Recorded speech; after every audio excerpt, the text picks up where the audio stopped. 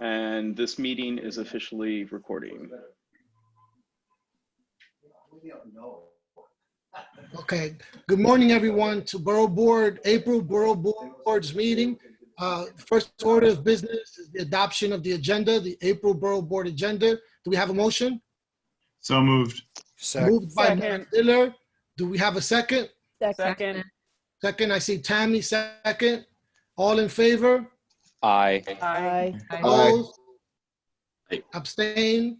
Hearing none, the motion to adopt the agenda passes. Next, we have the motion to adopt the February Borough Board minutes. February Borough Board minutes. I think you might have received them late yesterday, but I hope you had an opportunity to review them. Do we have a motion to adopt February's minutes? Motion. We have a motion by Vicky. Second. Do we have a second? Second. A second by Lo. All in favor? Aye. Opposed? Abstain? Hearing none, the motion passes. Next, we'll have updates. We can start, Gail Brewer. How would you like to start the updates? Would you like to go first or allow council members to go first? You have to unmute. You have to unmute, please. I think the board usually go first and then the council members and then I'll go. Excellent. Okay, thank you. Community Board 1, your chair update, please. And Aldrin, before we continue, if you're not speaking, can you please stay on mute? I hear somebody who has a gentleman speaking in the background. That's great. Yes, that if you're not speaking, if you could unmute, and if you're joining us by phone, to raise your hand is *9, and to unmute is *6. If you're joining us by phone, to raise your hand is *9, and to unmute is *6. If we can now accept the chair report for Community Board 1. Gotcha. Thank you, everybody, and good morning. It's Tammy Meltzer. It's nice to see everybody in this virtual format. I know that I've got the sunset in lower Manhattan behind me. Oh, it could be sunrise, depending on what you're thinking. It's been a busy time in Community Board 1. We, in the last month and a half, did 6 training sessions by our staff for our entire board because we're on the WebEx platform. We did one-on-one outreach to every board member and public member to do a wellness check during the as soon as we got basically shut down out of the office, and to ensure that we made sure that everyone knew that we were doing training, had an opportunity to sign in. If they hadn't signed in, then we made sure we reached out to them. So we've been doing some troubleshooting for members. This has offered a unique opportunity for us to have all our board members come up to date with technology and get on board in ways that might have been unavailable for us before. So that's kind of a positive. We've done some really interesting things. Like we have instead of using the chat for a sign in, we have a Google Doc that we use as a sign in feature that we ask people to sign in, which is giving us some good data about who lets us run some charts and interesting things on who attends our meetings, and it'll help us inform looking forward into the future ways that we can incorporate some of this data in getting the word out to the public, and also making potentially WebEx part of our infrastructure for meetings to allow the public who may not be able to physically get to a meeting to attend more than just watching the live stream, but be able to interact during our meetings. So we're looking to have learn from this in ways that'll help us best practice going forward to a future instead of just a one-off, which is kind of cool. We passed a couple resolutions already this month and last month, so our voting and things are working pretty well. We're listening intently to all the changes that everybody else are doing and seeing how that fits with our model to make everything more efficient, which is the goal, and yet having as much public participation as we can, which is really cool. We did a resolution in Executive Committee 1 this month that asks that the city and others find a way in the Canyon of Heroes to be able to honor our essential workers. Everything from the Canyon of Heroes is such a great iconic location. We've honored many people for their accomplishments.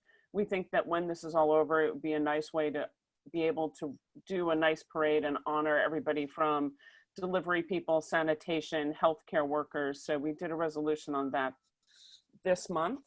And then we need the city's help in, we understand that, and we are really thrilled that the city's doing an amazing job in the state of emergency helping our homeless and setting up crisis centers. And what we've been getting, though, are some concerns with people from the community who have been either accosted physically or verbally, and with a large amount of discarded PPEs in places that are brand new. So the city we're looking for a little bit more policing and sanitation, because the sites that are being used in the community were never built for that or designed for isolation wards and things like that. And it's fine. We just need some more security and sanitation around that to be able to make sure that it's a good situation for everybody. And so we would ask for that. But other than that, we've got another board meeting coming up Thursday this week to discuss. We've heard a lot of small business problems and issues, as everyone else has heard. There are several banks in Lower Manhattan that did not get up and running to be able to support the businesses in Lower Manhattan, and then the monies ran out. So the timeline is very tight. We're hearing an incredible amount of that. We're looking forward to hear what the new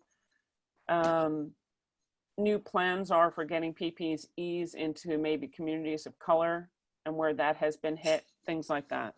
So we're looking forward. We're hoping that there's a lot of information that comes this week. We are thrilled that things are on the upswing, though, and hoping to see what we can take looking forward for best practices for what we've gone through and what we could be in the future. And that's it for us. Thank you. Any questions for CB1?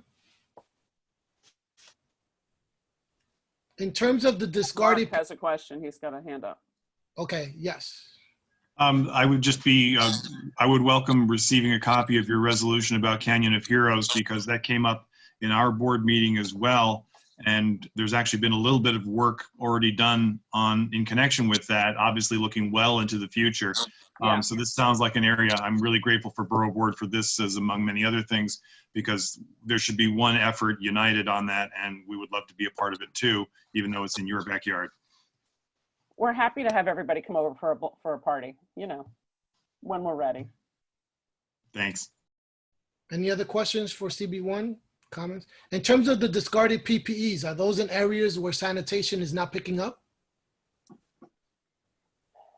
It's in an area in an area that has never been designed for the current usage. So you're talking about hotels being now used as isolation wards, which is fine. We want people to be healthy. We want people to get services, but we just need additional sanitation help in and around. I don't know sanitation to understand why there's more PPEs on the ground around the building, but it is unsanitary and unsafe for the general public. Thank you. CB2, update from CB2. Thanks, Aldrin. So starting in March, just like everybody else, things started changing pretty quickly for us. We had conducted all of our committee meetings at that time. We canceled one because the topics weren't significant enough to warrant meeting in person. Then we had our first full board meeting using Zoom to sort of conclude March's business. We took a break for a little bit of time as far as committee meetings, but we did have a number of meetings. We've had Lennox Health Greenwich Village, which is our local emergency room, do 2 presentations to the full board and to the public, with the Q&A following that, as well as having small business services come in and do a presentation with a Q&A. And tomorrow we have the SBA doing a presentation on the 5 programs, hopefully that will be funded again. As far as, we did conduct one meeting last month where we really, it was sort of the last meeting that we did, which might be the future if we do come back to having meetings, which was at NYU. We had 4 spaces in between everybody as far as seats, and had people sitting every other row, and had people 6 feet away from each other. But that's something that I've started to think about is, you know, seem to be at the mercy of the governor's executive order here. So, you know, for us, how do we plan the board's business going forward with that in mind? And that sort of leads into the fact that we, for the most part, have only been having or only planned committee meetings that have sort of immediate business going forward. And there's a point where that's no longer a good idea because we need to conduct our regular business as well. So that's something that we've been thinking about. This week we have 4 committee meetings. Just, you know, sort of with that in mind, all of them are topics that are relevant right now, sort of in our COVID-19 world. We've also been holding weekly executive meetings, which has been nice to do in case we've had business to conduct or that they're already on the calendar beforehand. So we haven't canceled any yet, but the proviso is we can always cancel them if we have nothing to discuss, but you can't schedule them at the last minute. And it's also been nice to sort of keep in touch with everybody and understand what's going on and talk about things on a weekly basis. We've spent quite a bit of time addressing Zoom concerns, but you know, nobody's brought that up. But this all seemed to be resolved, and people seem to be okay with it. But we've had to spend quite a bit of time talking through that. Noelle has been very helpful in sort of talking through that with me, and then sharing that with the board members.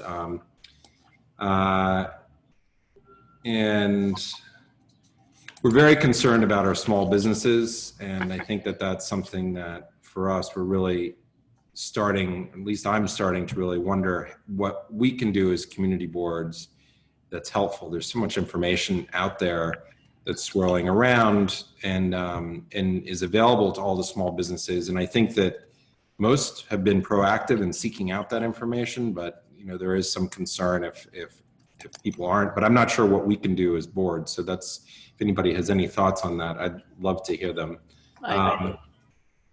And so one of the things, just you know, I brought this up that we had our some board training scheduled, which I think that CB1 had done or was in the process of doing, and CB3 had done, and we had scheduled it for this month, and we'd sort of put that on hold. But I'm thinking that we may just go ahead the Zoom format because it allows more board members to actually participate. So that's something that I think we're looking forward to. Hudson River Park Task Force is not meeting at the moment. It seems to have been put on hiatus. That's something that we've brought up a number of times, which is unfortunate, but obviously given the things that are going on right now, that particularly with the goal there was to address any needed legislation, that seems to have been the right decision at this point. And I think that's about it. Thank you. Questions for Carter, Community Board 2? Thank you. Community Board 3? Good morning, everybody. Michael Marino, First Vice Chair from Community Board 3, coming to you from my beautiful virtual background of Corlears Hook Park and the magnolia trees, which have since turned green. But just a reminder that there's still beauty out there in the world. So we too, like Carter had said, have been really want to thank Noel for his technical assistance with transferring all of our meetings into Zoom.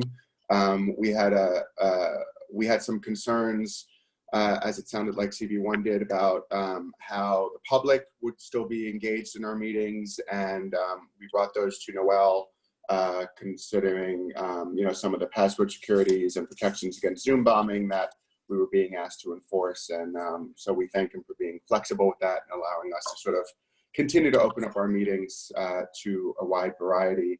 Like CB2, I think we canceled most of our meetings at the end of March that were not necessary. We still had our exec and our full board.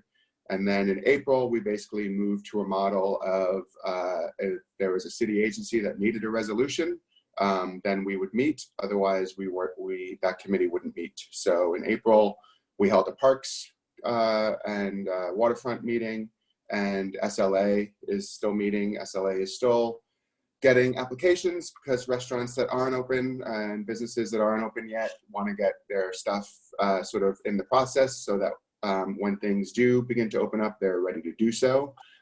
So next month, SLA will be meeting again. We have our exec meeting coming up this Thursday and our full board meeting coming up next Tuesday. And I'll post those in the chat for you all. And we're going to be discussing various things at our exec meeting around continuing to meet virtually, what committees need to meet, what committees don't need to meet, how often the exec is meeting. Right now we're still at once a month, but we think we need to do it more to check in with each other. We did also co-sponsor 2 workshops on applying for the small business loans with the Lower East Side Partnership. And those were really well attended, I believe. And, you know, we are doing our best to sort of restructure our workings and supporting our district manager and the staff in what they need as well, because this is a new environment for many of us doing things virtually. But as we see, the city is starting to figure it out with the Landmarks Commission starting to meet virtually, and now City Council starting to meet virtually. So as Carter said, we need to figure it out too, because our work needs to continue. If other people are starting to meet, then we have to keep going as well. And I think that is pretty much it. Thank you. Any questions for Michael for Community Board 3? Thank you. Community Board 4? Community Board 4? Hi, good morning. Because of the timing of our meetings, we had canceled our April full board meeting before everything got shut down because we meet at Mount Sinai West and they weren't going to let us in any case. So we held our executive meeting at the end of March and ratified all of the committee work for March, which will be presented for ratification by full board at our May full board meeting. We've been having most of our committee meetings, as Michael just mentioned. You know, LPC is back working, and we have a major LPC issue coming up tonight at the Chelsea Land Use Committee. SLA has been meeting, transportation has been meeting.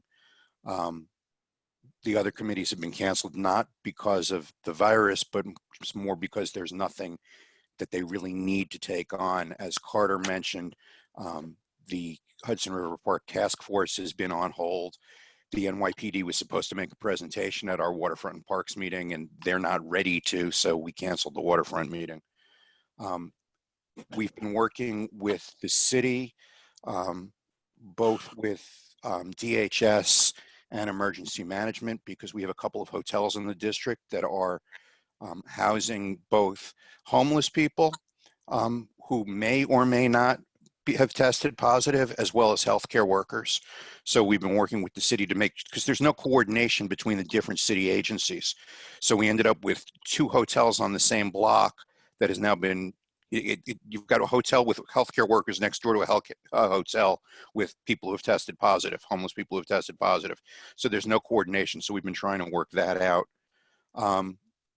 We have 1 member of the board who has tested positive because she works for Housing Works, but she's okay as far as we know at this point.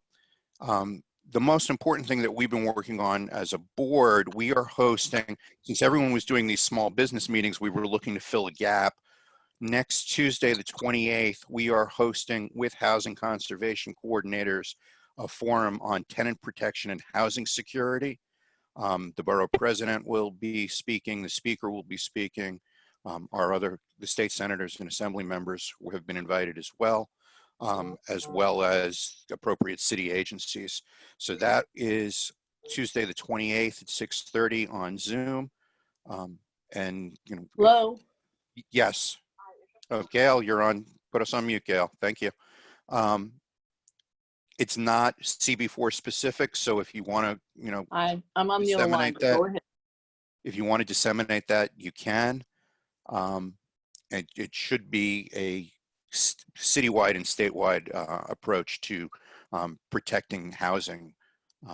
You know, whether or not people have to pay rent, whether or not they have to pay their mortgages, that sort of thing.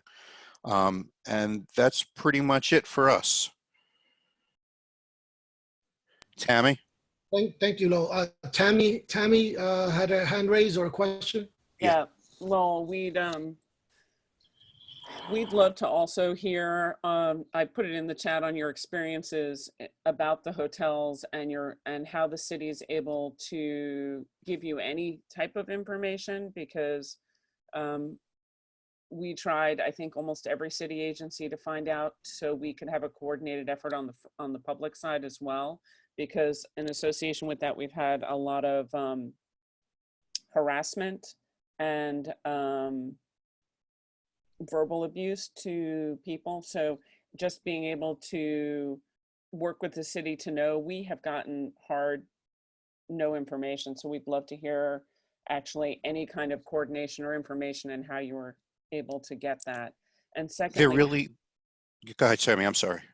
Secondly, the housing thing is, we were hoping to hear something as well, because we've got a big mix between very large rental complexes that are go everything from, you know, low income housing and up. And in the diversity, it does seem like the condo owners at the moment have protections put in, but there's nothing in place yet for the renters, which there's so much rental stock in Lower Manhattan. It's a little concerning because a lot of it is not protected by city housing. So anything that you hear on that, we'd love to get that information as well. Okay, on the hotels piece, we got the most information from DHS, but there really is still no coordination. So we've been kind of doing hit or miss on trying to find out what else is going on. We think we have a handle on it now, but DHS was the best resource for that, Tammy. And on the housing forum, you know, I know the state is working on rental protection, Senator Hoylman is. And he's presenting, so hopefully we will know more next Tuesday. Actually, I have one question for everyone. You know, I mentioned we have the Chelsea land use meeting tonight because there's an LPC application pending. And we had this with the transportation meeting last week. We are getting some pushback from members of the public who are saying, why are you meeting? We're in the middle of a pandemic. Why are you taking up this business now? And our feeling has been that we have to keep pushing ahead because the city doesn't stop. But I don't know if anyone else is facing that and how you're dealing with it, aside from just saying we need to keep going. I can tell you that we had a couple of controversial things come across that were very conversational, of even from board members, why are we hearing this? And the answer was because the landlord, the owner of the building, the developer, thought it was the appropriate time to push forward. So we need to opine, because otherwise there is no CB input. It might not have worked to that person's benefit, trying to push through stuff like that. But since LPC is still holding hearings, since the city is reopening, you have a choice to operate or not, is basically what I told people. Yeah, that's what we've been doing. I just didn't know if we were the only ones getting pushback. Well, yeah, no, we had the same experience in CB3 with our parks meeting this month. You know, when we instituted the Zoom thing, we, you know, sent out some training materials. Then I also did some one-on-one trainings with people who had difficulties the first time using it. And during those one-on-one trainings, a couple of people were like, well, why is Parks Committee meeting? You know, and it was basically because Parks wanted a resolution on the design for renovation of the Tompkins Square, you know, Comfort Station, Lifeguard House. And you know, so that, again, they're getting their ducks in a row so that when non-essential construction is allowed, they can sort of just hit the ground running. And they didn't see any reason why, you know, something as formulaic, I hate to say it that way, you know, as a resolution for design couldn't just proceed. Well, and I would also point out that we're obligated to, you know, that's been the answer I've had to give to my board members when, you know, why are we still meeting? Although there haven't been that many who've asked, is because we are, you know, a body under the city charter that is obligated to meet every month except July and August, and we have work to do.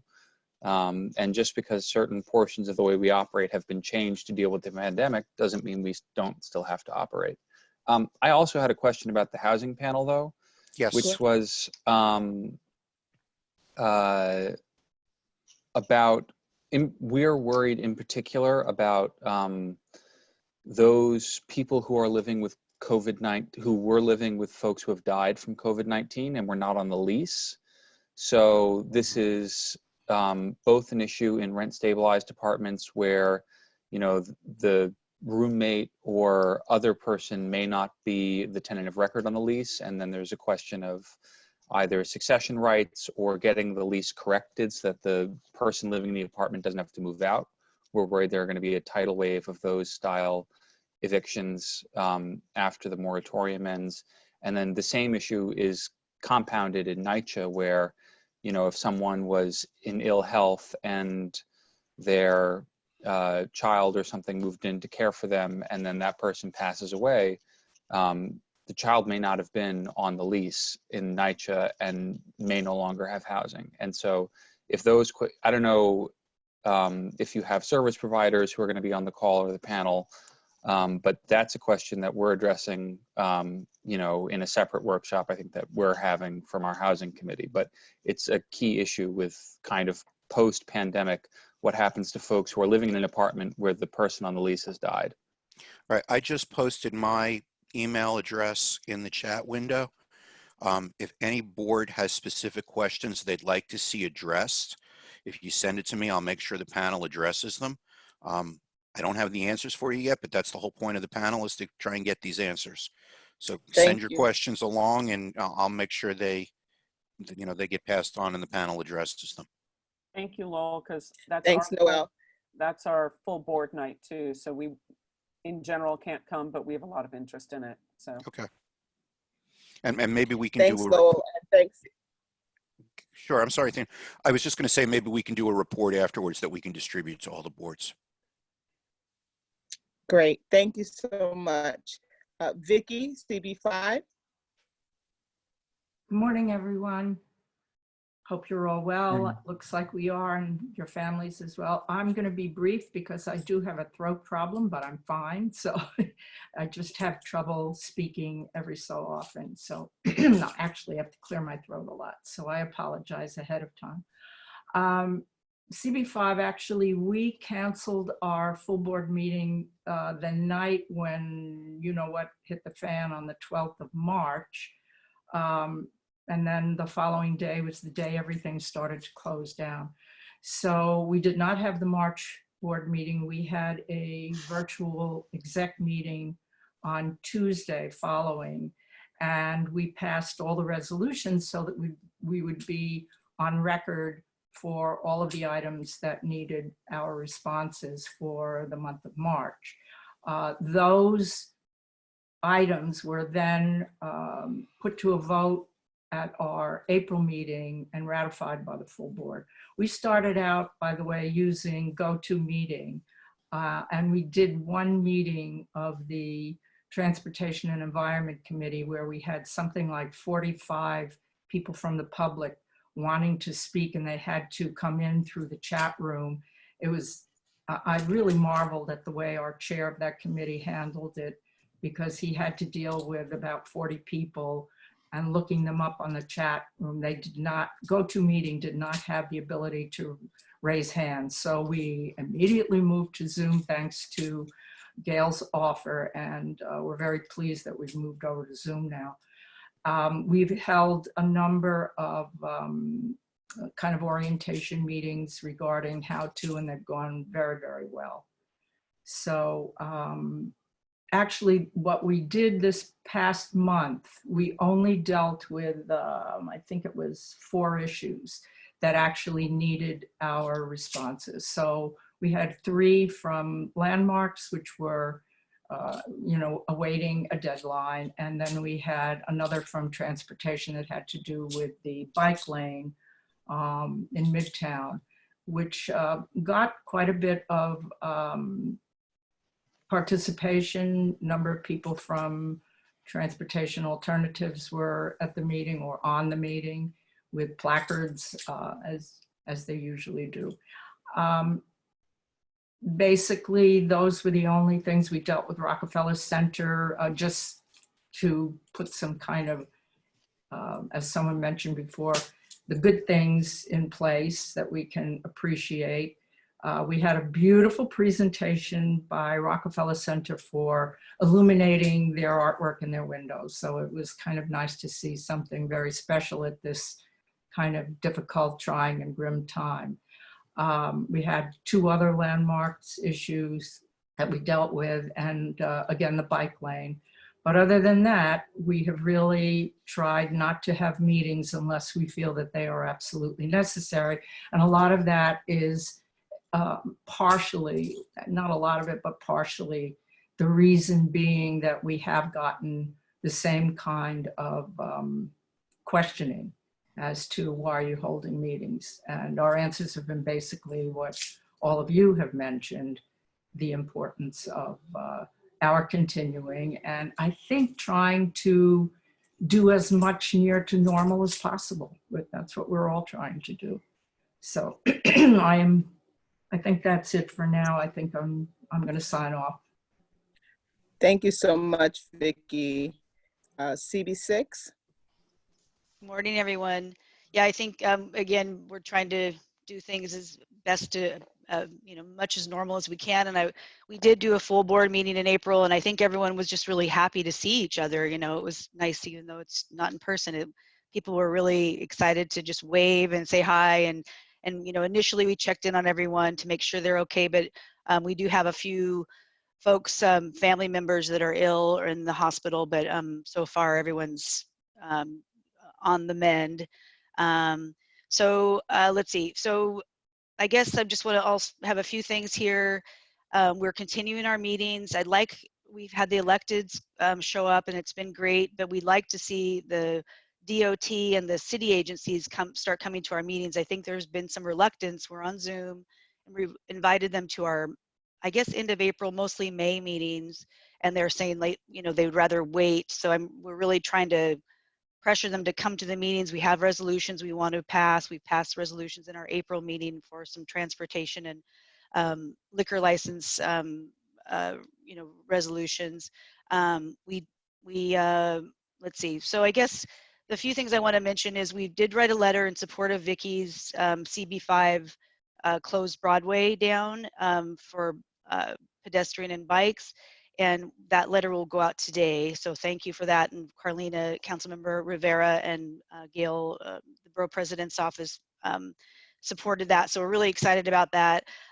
We'll do a resolution that speaks more to the areas in CB6 that we need our streets closed. We need more open space desperately. We got a 2nd Avenue bike lane, a temporary bike lane put in from 42nd to 34th, which we've been fighting for years. It's just barricades now, but it works, and the streets are empty. 2nd Avenue is 4 to 6 lanes and it's empty of cars, and so cars are speeding, and there have been some issues around that. So we'll keep addressing those things and discussing those items. Housing and Human Rights and Homeless Committee is holding a meeting tonight, so they'll be discussing rent protections, and as you've all mentioned, we also want to talk a little bit about the homeless in our area. There have been more encampments since this has been going on, and I've reached out to DHS, who did respond, but more kind of formulaic. So we really do need some better response on outreach to our homeless. I think it's still continuing. Breaking Grounds and BRC are still out there, but it seems to be, they're the mentally ill are not being helped as much. So we see it. And I'll just mention a few other things. Small business support, we're working on that. I've reached out to the bids, and we'll continue to kind of try to stay on top of that. The other just business for the Borough Board is the new applicants. So I'd like to, for the new board members, we had some applicants listed, and I'd like to be able to have some input on those applicants. So I don't know if everyone else has seen their tentative lists, but I'd like to be able to have more input there. So that's all I got. Thanks. Thanks so much, Molly. Athena, hi, yes. this is Noel. I just want to say, Councilmember Rivera, you've been invited to be a panelist, to be promoted from attendees. You have to accept to come over from the attendee side to the panelist side. So that's out to the Councilmember Rivera. If you could text her, that'd be great. Thanks. And I have a question from Tammy Meltzer. So I had a question in terms of how many lanes of Broadway, just out of curiosity, at CB5 and 6 looking at, because as we know, Broadway comes all the way down, it just narrows a bit by us. We're just curious on how many lanes of Broadway you're looking for closures. You know, it's not in CB6 at all, the area. It's CB5 and I guess, you know, a couple other CBs, but for the CB5, Vicky can speak to it, but it's in general 2 lanes. I think 2 lanes that you're looking to be closed, yes? No, all of CB5, all of Broadway. It's, yeah, it's 6th Avenue from West 35th to Central Park South. And our resolution requested additional bike lanes in Midtown, whether it be 5th, 6th, or 7th Avenues. We're really pushing for that. Thank you. Thank you. CB7. Oh, I am unmuted. Okay. Hi, Mark Diller, CB7. Good morning. And let me start by thanking Noel, as others have as well. The Zoom platform with his guidance has worked well for us after a few initial glitches were ironed out. That said, the NYPD was unable to join our full board April virtual meeting because they apparently have a directive not to engage on Zoom, at least at this point. We're going to continue to follow up with them. We used our platform first when we canceled meetings in March for community forums with a featured speaker and then an open mic kind of community conversation. We may be returning to that at the end of this month or beginning of next as well. Actually, the borough president was one of our featured speakers and stayed on to hear the community speak, which was very helpful. In terms of our full board, we did hold a virtual full board. And perhaps offline, I'd be interested in others' experiences in how they conduct the votes, because we're sort of struggling with the cumbersomeness of a roll call vote on the one hand, and the time that takes. But on the other hand, it doesn't seem to be a digital alternative. You can't poll in a webinar the panelists, you can only poll the attendees. So we're trying to find our way through that. We'll be discussing that at our steering meeting tomorrow night. So if anybody has any thoughts, I'd be most grateful to receive them. I've already heard from Carter and from Vicky on that, and that's very helpful. We tried to use our full board, and as we are doing what you guys have all already mentioned, which is trying to balance the need to do our business as usual, as city agencies will be marching on without us, with trying to be sensitive to the reality of the virus impacting people's lives. So our full board was loaded up with presentations that from a food bank, from the schools trying to do remote learning and the difficulties they face, from the Department of Health and Mental Hygiene and a couple of others, to try to create the proper focus. We'll continue to try to revise that. I was perhaps a little too ambitious with that first meeting because given that it's a virtual platform, more electeds were able to join us than perhaps would ordinarily be the case. And so from a time management perspective, I have to do a little bit of a better job on that. Among the resolutions we passed were one having to do with the Child Victims Act, which is something that our board has supported and I know others have as well. But this is the 1-year look back window, and the time is in effect, even if the courts are theoretically virtually open, the virus pause has made it next to impossible to meet with a lawyer or to make any progress on that. And so we're supporting an effort to continue that look back window.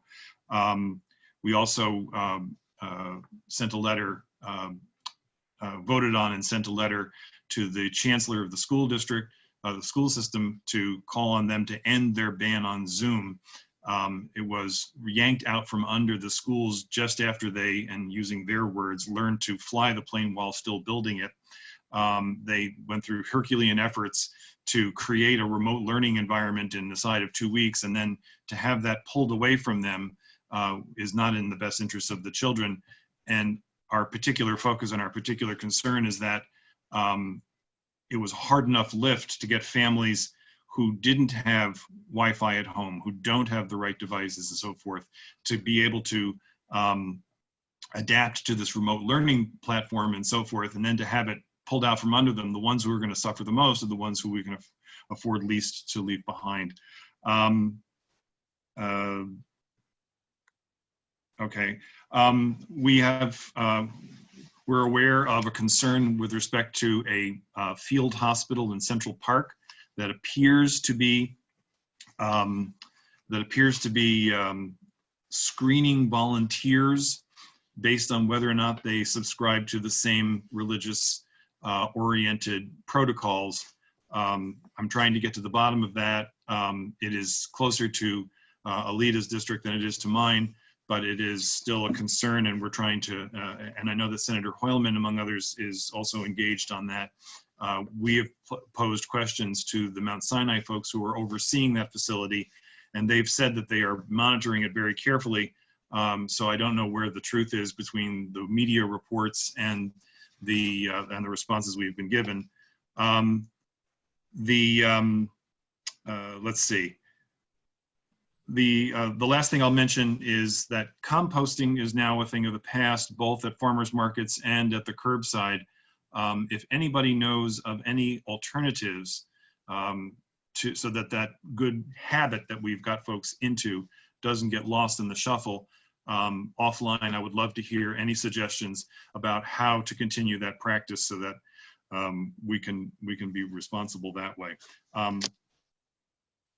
I think I'll stop there, and with thanks to the Borough President's Office for convening this, because this is very helpful.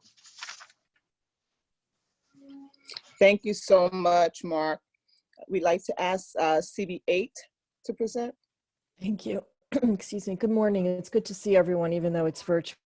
We canceled our March meeting. We've only had 2 committee meetings since then, but we've been doing a lot to try and get the board member familiar with using Zooms. Had a couple of trainings for all of the committee chairs, and since we have a lot of committee meetings, a lot of committees, that was about half the board. We've been having social times for an hour and a half a day, 3 or 4 times a week, for people from the board, public members and full board members to join, just chat about really non-board related stuff, but to get people familiar with it and comfortable. And I think people kind of like having that way to connect with other board members. We've been sending out updates pretty much every day or every other day, compiling information from all the elected officials. Thank you very much. From the hospitals, from the bids, from newspapers, from email that I get, so that the neighborhood has a lot of information in one place.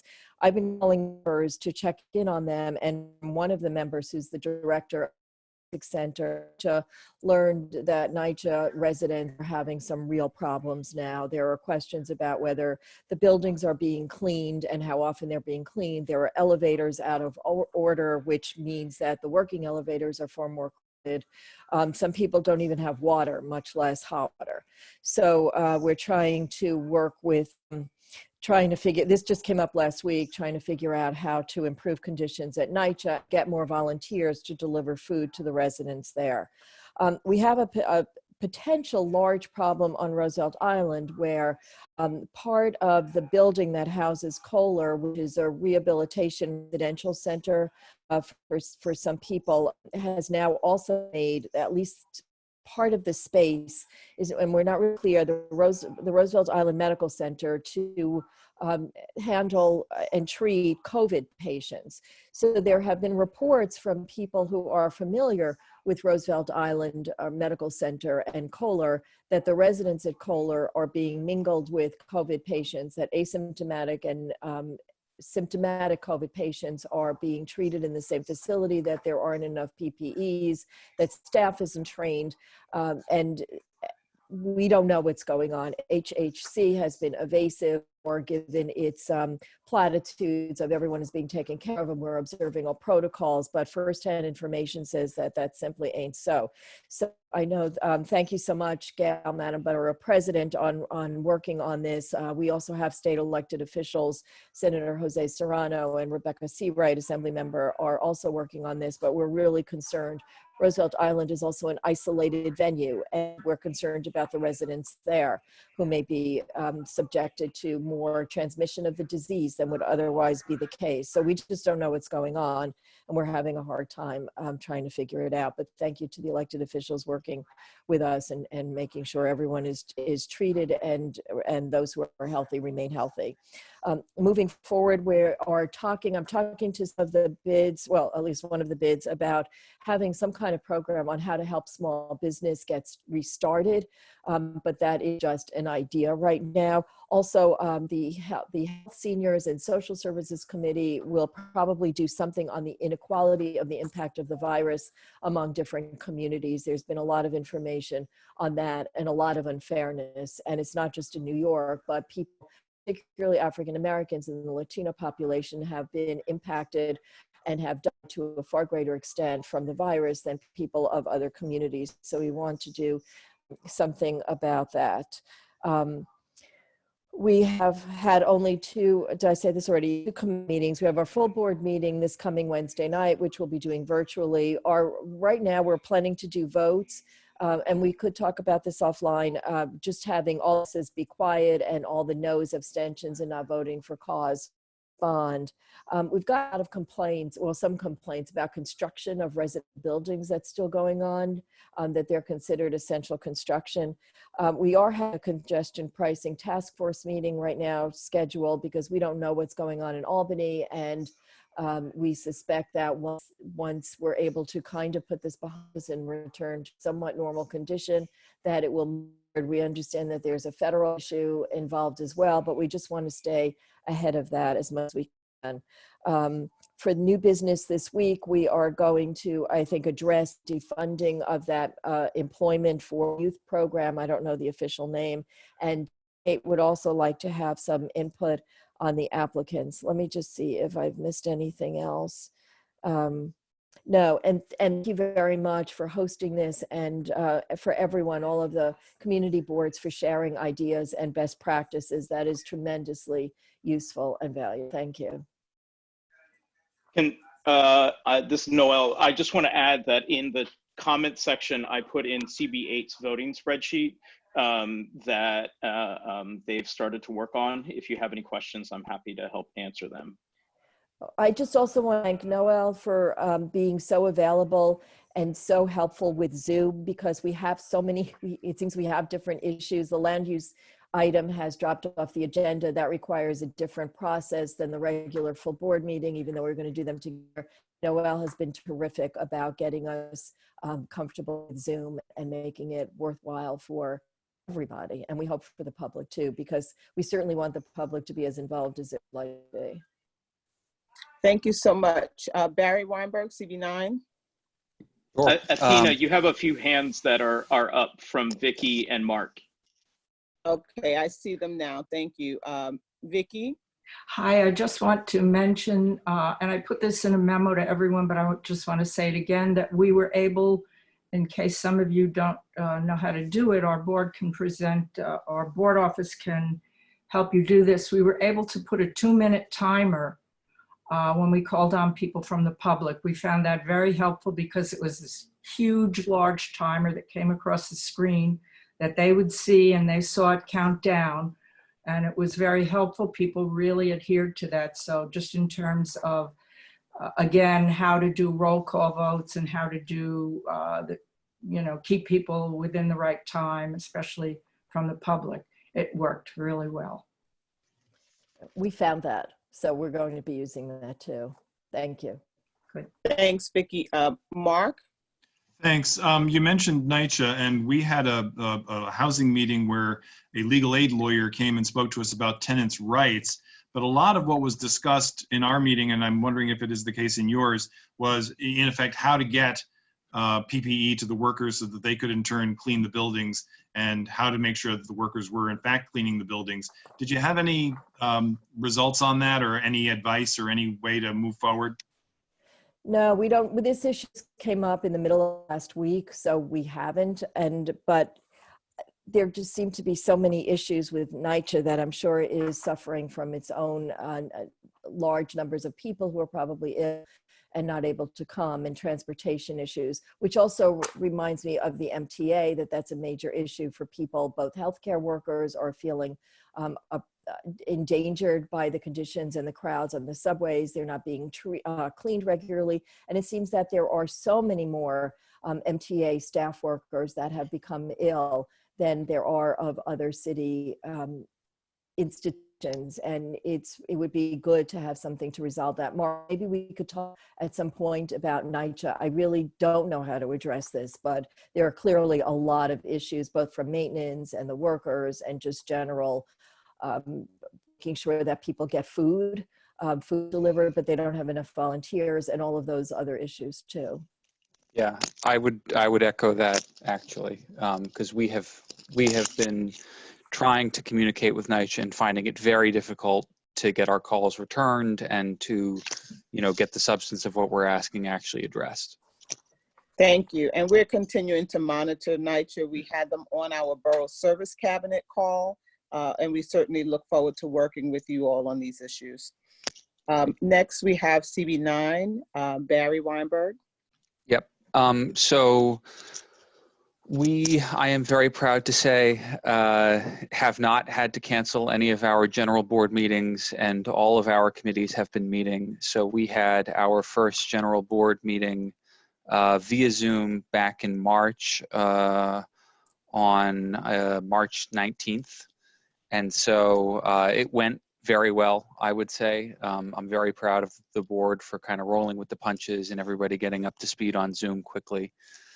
We are sticking with Zoom despite the Do It making available WebEx, just because we have everybody working on it and it's too painful to make the change. And, I echo the call really for DOE to stand down on the anti-Zoom stance, because to me it was incredible, especially considering many of the so-called security issues are really just people not having their settings set properly to prevent those issues. So we had our general board meeting this past Thursday night for April. We had 4 items on the agenda. One was a letter of support to reinstate the summer youth employment program, and to have funding for that program and placements for that program as remote work for our young people. CB9 has many beneficiaries of SYEP, and in particular,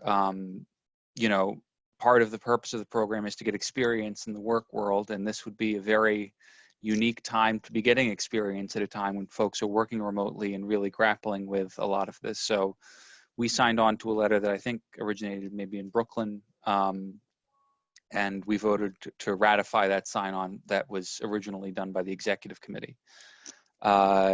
For our votes, what we've been doing is I unmute everyone, and then the secretary calls the roll, and the person votes, and then we mute them immediately, and it actually tends to work pretty well. We give everybody a heads up that they're going to be unmuted, and then we kind of go through one by one. And the people savvy enough to mute themselves and then unmute when their name called, it works out. Another issue we took up was we are supporting Senator Gianaris's bill and Assemblywoman New's bill for rent moratoria and offsets to landlords' mortgages. We don't think it's a perfect bill. In particular, we are extremely concerned about cooperative homeowners who may receive mortgage relief on their individual unit mortgages, but the building itself does not receive any relief on its underlying mortgage. And so we've raised that issue, but we still think that more needs to be done for renters in our district. And then we had 2 parks proposals, one of which we voted to support and one of which we voted to support with amendations for Jacob Schiff Playground. They wanted, Parks Department has proposed making it a gated park and closing it at night. And just given the way the community uses that park, particularly in the summer when it's hot and not everyone has air conditioning, we didn't feel that was appropriate. So we're going to be continuing that conversation with Parks. Our neighborhood has been hit extremely hard by the virus. We have seen a dramatic increase in the number of people dying at home, and there have been issues with ambulance services being triaged and not coming when folks need an ambulance. There have been issues with the Office of the Medical Examiner and other folks just not coming to collect bodies. And so unless you have $2,000 to $3,000 to pay a funeral home, no one was collecting bodies. So there are some really grim issues emerging from this crisis. We also, as a board, lost a member of over 40 years, Walter South, who was kind of one of the pillars of our board and passed away from coronavirus at the end of April, of March. And that was a pretty big blow. We've had a number of community board members who have had the virus but have recovered, thank God. So this is taking an extreme toll on the board and our members personally, even as I think we do a fairly good job of maintaining kind of the course of normal business as much as we can. So we have continued to push forward on conversations with the Department of Homeless Services in an attempt to persuade them to instead of building a shelter on Amsterdam Avenue, building permanent supportive housing for seniors. And that progress would not have happened without the Borough President's Office. So I have to take my hat off to April Adams, Matthew Washington, Athena Moore, and everyone who's been helping on that project. We are continuing to push for the rezoning of Morningside Heights and working very closely with the City Council land use staff. And we're very happy with that so far. We're not all the way there at a final proposal yet, but we're nearing it. And one of the major challenges that we are facing is making sure that folks who do not have good digital access are able to get the resources for food, medicine, and other things. Normally, we would do that through a knock on the door, but times being what they are, we are exploring using some of our funding that had been earmarked for outreach events to instead do an every door direct mailer with resources for folks. And so we've been looking at that, both the pricing from the postal perspective and the printing perspective, and if it's something we can do entirely online so that our office staff do not have to, leave their homes to get that mailing done. And so we're also looking into robocalls. Our district manager is doing a phenomenal job, comparing options and helping us figure out how we would do this. We're just trying to get the word out to folks as much as possible, even if they're not on our email list or don't have Facebook or what have you. And then finally, to circle back to NYCHA, we have serious issues around basic cleaning and maintenance, disinfection for COVID-19, the high number of NYCHA maintenance workers who've gotten ill or passed away. And so this is something we're trying to reach out to NYCHA on and not getting much of a response, which is worrisome. But the last item we did vote on also was a letter of support for a youth nonprofit oriented toward youth re-entering the community from the criminal justice system to get additional funding for those types of supportive services. So it was a pretty active board meeting. It ran a little longer than our normal, but I'm just very grateful to, Noel for helping us get set up on Zoom, for the borough president for the license, and for my board members for kind of rolling with the punches and, keeping up with board business in the midst of what has been, for our neighborhood, a really horrific pandemic. So if folks have any recommendations on, or have dealt with large scale kind of postal mailings to non-targeted lists or anything like that, your input would be greatly appreciated. And we'll also try to send some questions in to CB4 for their housing panel. And we're also doing a housing panel with Manhattan Legal Services that I think they're still finalizing the date on, but kind of oriented toward more questions about, you know, when the courts reopen, or if I'm negotiating with my landlord, how does XYZ work? But I think that's most of what we have, and I'll stop there. Thank you so much for your report, Barry. We have CB10, Cicely Harris. Good morning, everyone. Cicely Harris from CB10. Everyone, our office is up and running. We are fully telecommuting. April was our first meeting, April 1st. It was April Fool's Day. I thought I was gonna be the fool in that meeting, but I wasn't. And we'd like to thank our staff and the rep from Beta NYC for really helping us out and making sure that the meeting went so smoothly and everyone was able to ask questions. The meeting was very informative. I'd like to first thank Madam Borough President for coming in and giving an awesome report. I know everyone probably has signed up for her digest, but we pubbed it there and we made sure that all our community signed up for the digest. She's able to give excellent information there. We also heard from Congressman Espaillat's office about the stimulus package and what we could expect, especially folks in our area. We had a small business discussion with Curtis Archer from HDSE. We have the mayor's reps there, and every single elected official actually sent a representative. So it was very informative. And I had asked all of our committees to do COVID-centric reports. So everything we talked about in that meeting had to do with COVID-19 and how it was affecting our area.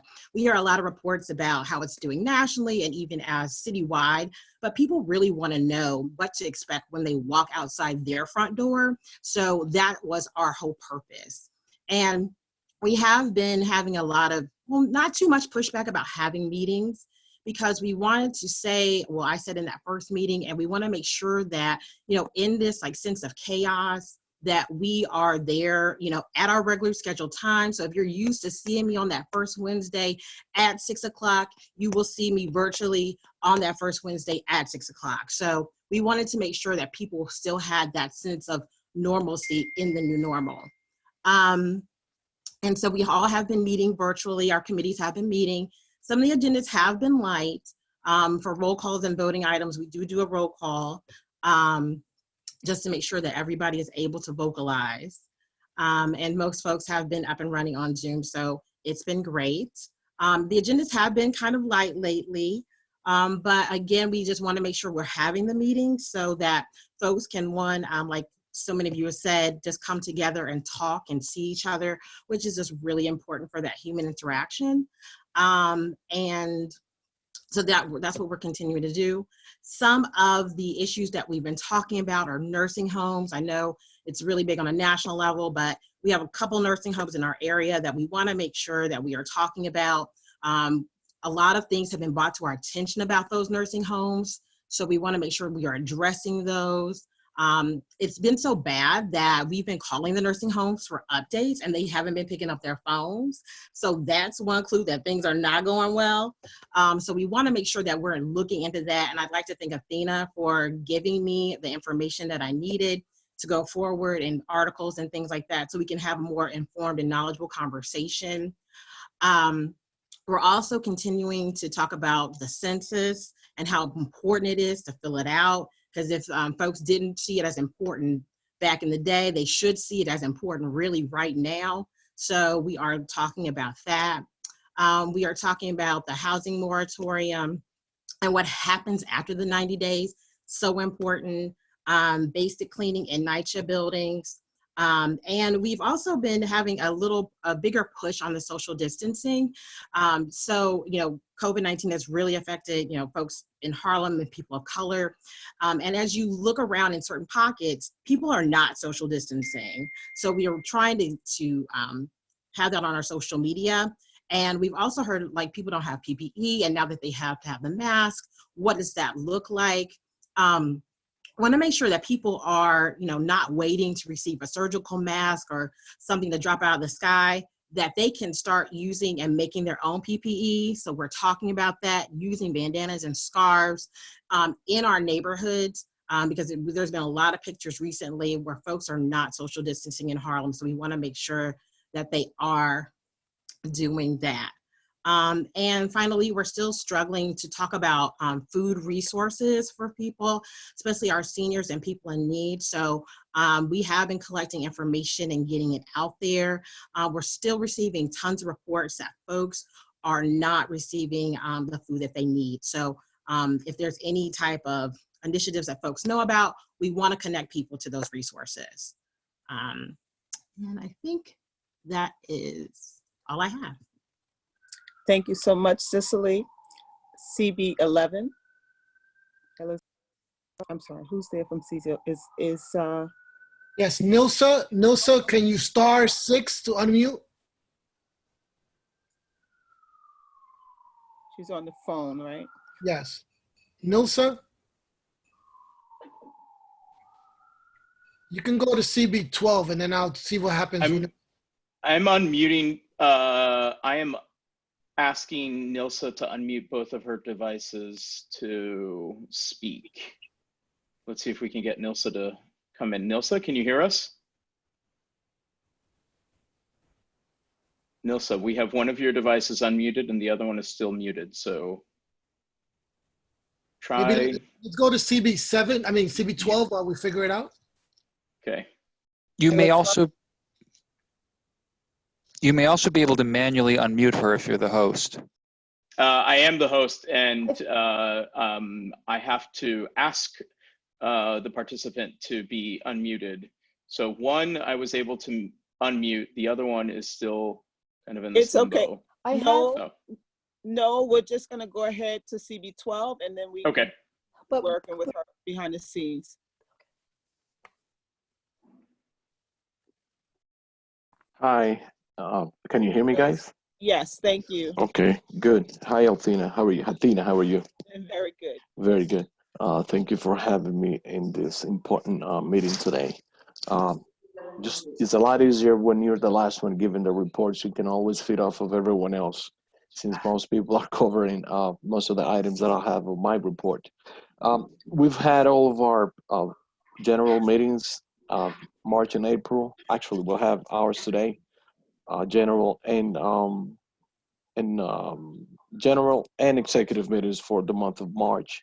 We're going to have our executive meeting today.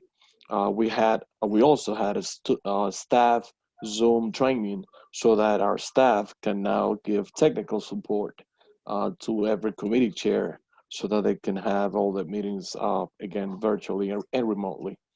Since 75% of our staff operation has now become virtual. What we've done, we've reassessed a lot of the workloads that our staff had in the past. And now that we've become more virtual than we are physical, of course, we are now working, most of the responsibilities are being done virtually. We've also participated in several food distribution efforts from CB12. There was one that was spearheaded by the office of Gail Borough and Gail herself. Thank you, Aldrin and Gail, for inviting me to be part of such a human effort. It was 2 weeks ago. For 2 consecutive Tuesdays, we were part of the food drive and Dagman projects, in which Food Direct was the main sponsor of giving away almost 1,000 boxes of 10-pound food. That was extremely, was an honor to be part of that effort. Our 2 of the hardest hit zip codes in Manhattan, 132 and 10040, have been the hardest hit by coronavirus.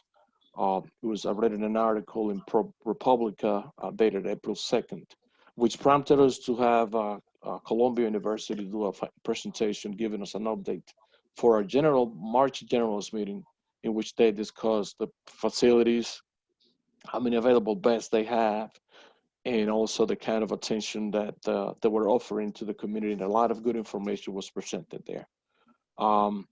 Also, we had phase 1 and 2 of how we can approach to help our small businesses. The phase 1, in which Gail was also part of, was an informational meeting in which we presented a lot of the resources that were available for our businesses to apply.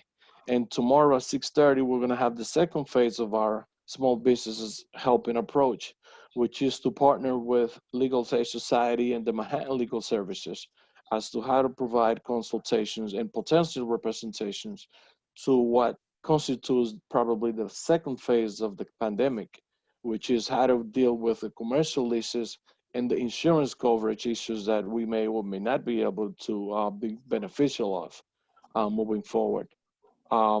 We haven't taken a day off in the past couple of months. Our office has now become sort of like the go-to office in the community for when people need help.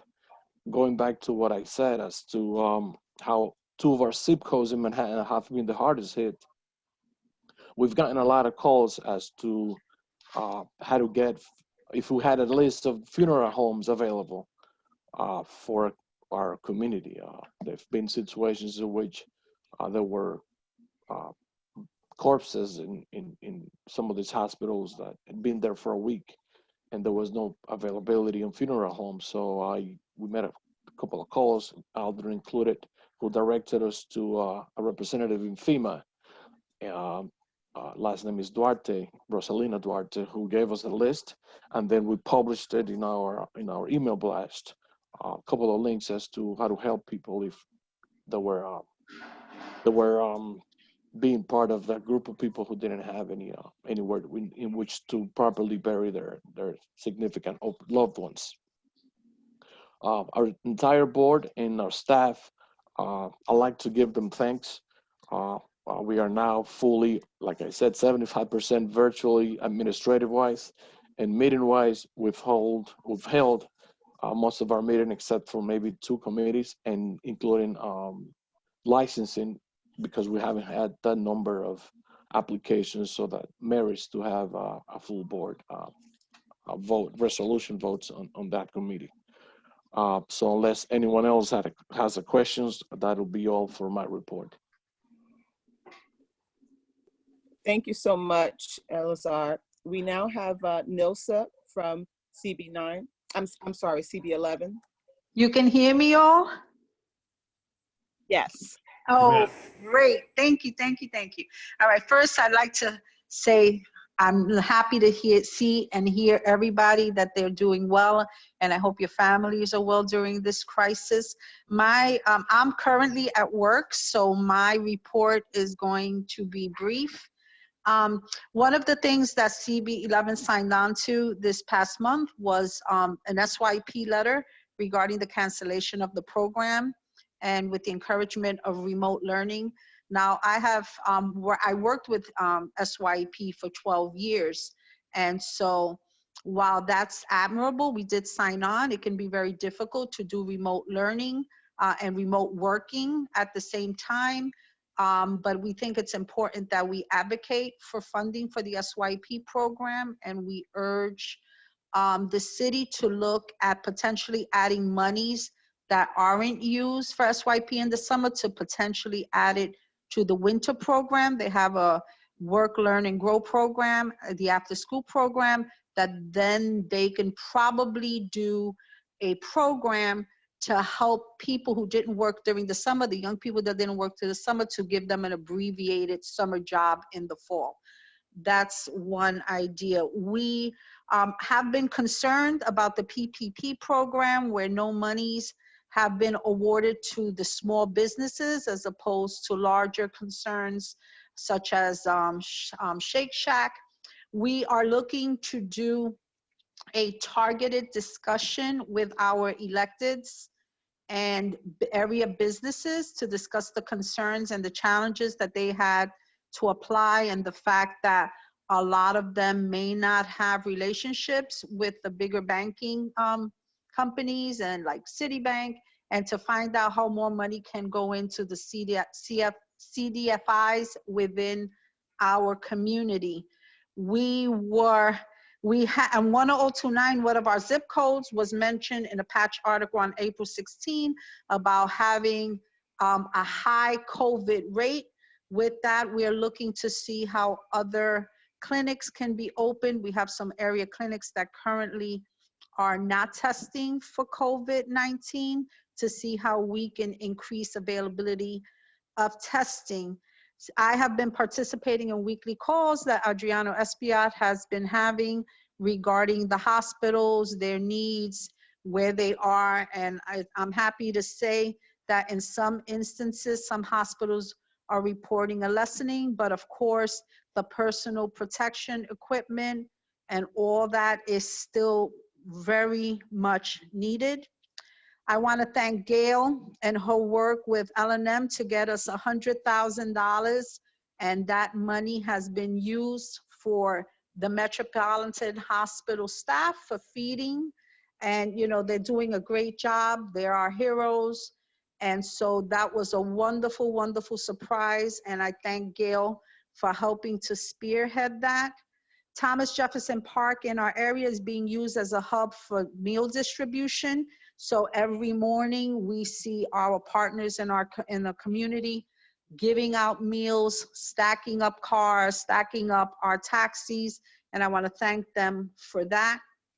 We let's see, we are currently looking to have Richard Toussaint honored with a park that's going to be in Harlem River, the Harlem River Park, and we are looking to ensure that the wishes that the community board had at that time to have that park renamed for him and a walkway happens the way that we are looking to do. We are also excited that we won the paper challenge. And so with that, the monies was doubled, and so we were excited, and so we nominated and we suggested that New York Pantry on our 109th Street off of 5th get the funds because they are doing a lot of good work. Well, I can go on and on, but I can't because I'm at work. But I want to say that I'm happy to see all of you doing well, and I have been listening in on the meetings, even though I was like your invisible community board member. Thank you so much. Thank you so much, Nilsa. Aldrin, would you like to proceed with the borough president's report or the council members? I'll take my lead from Gail. Gail, council members. Unmute, please.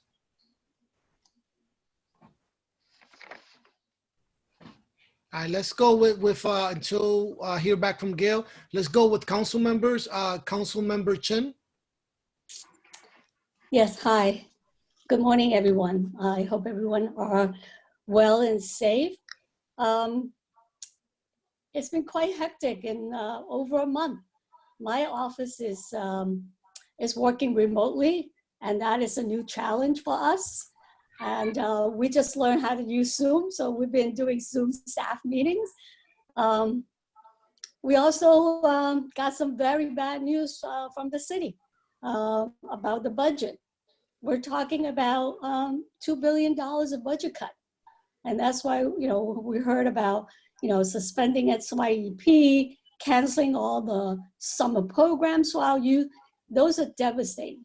But we hope that we can work something out with our provider to come up with some creative solutions of what we can do for our young people this summer. The other thing that we've been working on for the last couple of weeks, since I chair the Committee on Aging, is how do we get food to our seniors? Started out with, you know, the senior center doing the food delivery, the grab and go, and it was suspended, and then it got centralized. And so we've been collecting information from my colleagues and seniors who have not been able to get their meal to really solve that problem. Right now is all centralized under the food czar, Commissioner Garcia. And hopefully we still want our senior center to be part of this program. And we want the city to help these senior center who might have the capacity to be able to service their members and other members in the district. So hopefully we can work that out. And the other thing that I spoke to the mayor about is that we want to make sure that we get the adequate funding for our senior center when we get out of this crisis. We want to make sure that our centers keep us whole and continue to be strong. We also had a meeting with our congressional delegation and with our 2 senators with the city council. We strongly are asking them to help us advocate for this 3.5 stimulus bill. Hopefully will come this week because as all of you have talked about, money for small business from SBA dried out. And a lot of our small business didn't even know about how to apply. We conducted 3 webinars with SBA and the community groups on how to help them. And so in this 3.5 stimulus bill, we're looking at another $250 billion. And hopefully that will come down soon and that will help our small businesses. And in that packet, we're also pushing for $150 million directly to go to city and state. That will help to fill our budget gap. So those are the things that we can help push for. And it'll be great if everyone get involved and talk to your congressional representative, to our state senator, and really urge them to push really hard, because otherwise New York City will not survive on this. And the other thing that I wanted to highlight on was that we are also getting involved in on the census. My office is participating in the Texathon today, along with other council member. And I know that there was an issue that came up earlier about nursing home. So council member Mark Traeger, I, and council member Rivera and council member Mark Levine, we sent a letter to the governor and the mayor urging them to get involved in this issue, and for nursing home residents who are infected with the virus, that they should be transferred to the Jacob Javits, the makeshift hospital there, and so that they can get the help they need. And we want to make sure that these nursing homes are accountable to the families. And it's really unconscionable that they're not answering the phone. So we really need the state to come down with heavy oversight and make sure they're doing their job. And finally, I just wanted to thank Gail and all the volunteers and all the groups who's been helping to do food distribution to supplement the food that the seniors are getting, and low-income families and students who's been getting the grab-and-go meal at the school by delivering food packages to them. And there was a lot of volunteer that got involved, and we really appreciate their efforts. Thank you. Thank you so much, Councilmember Chen. Honorable Gail Brewer, I see that you're unmuted now. Would you like to speak now? No, go ahead. Are there any other council members there? Yes. Councilmember Mark Levine. And go we ahead. have I'll do it at the end. Okay, Mark Levine, followed by Carolina Rivera.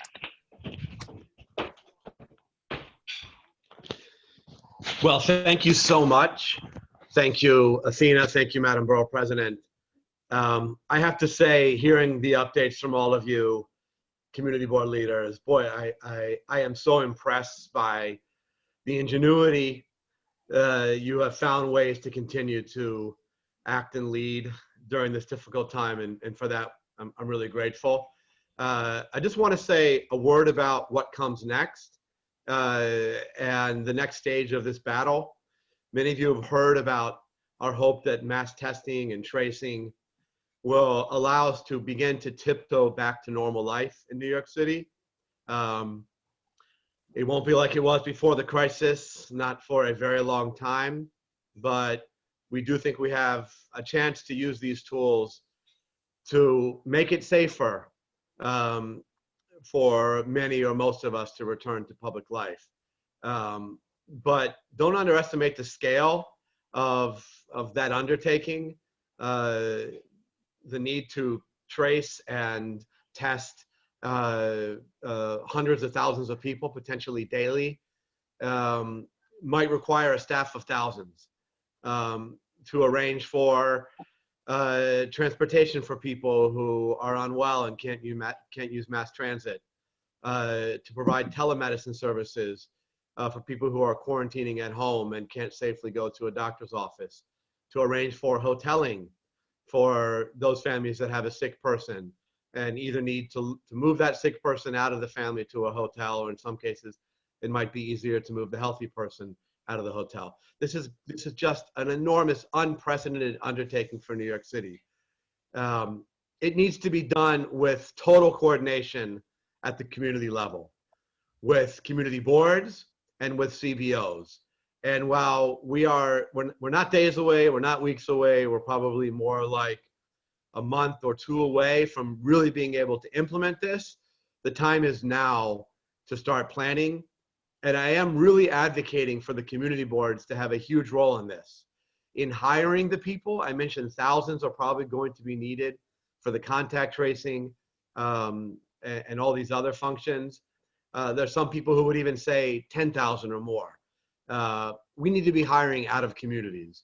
We need people who have sensitivity to local communities, who have language skills, who have the trust. We need to be mobilizing community groups as well, not just to deliver some of these services, but to plan, to make sure that this is devised in a way which is sensitive to community needs.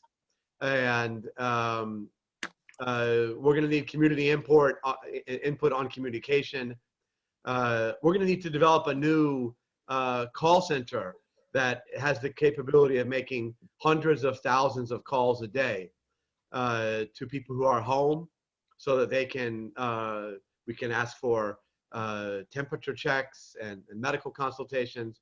Again, that should be people hired from the community who are making those calls. Potentially, that phone bank could be virtual, and people in our communities could be making those calls from home.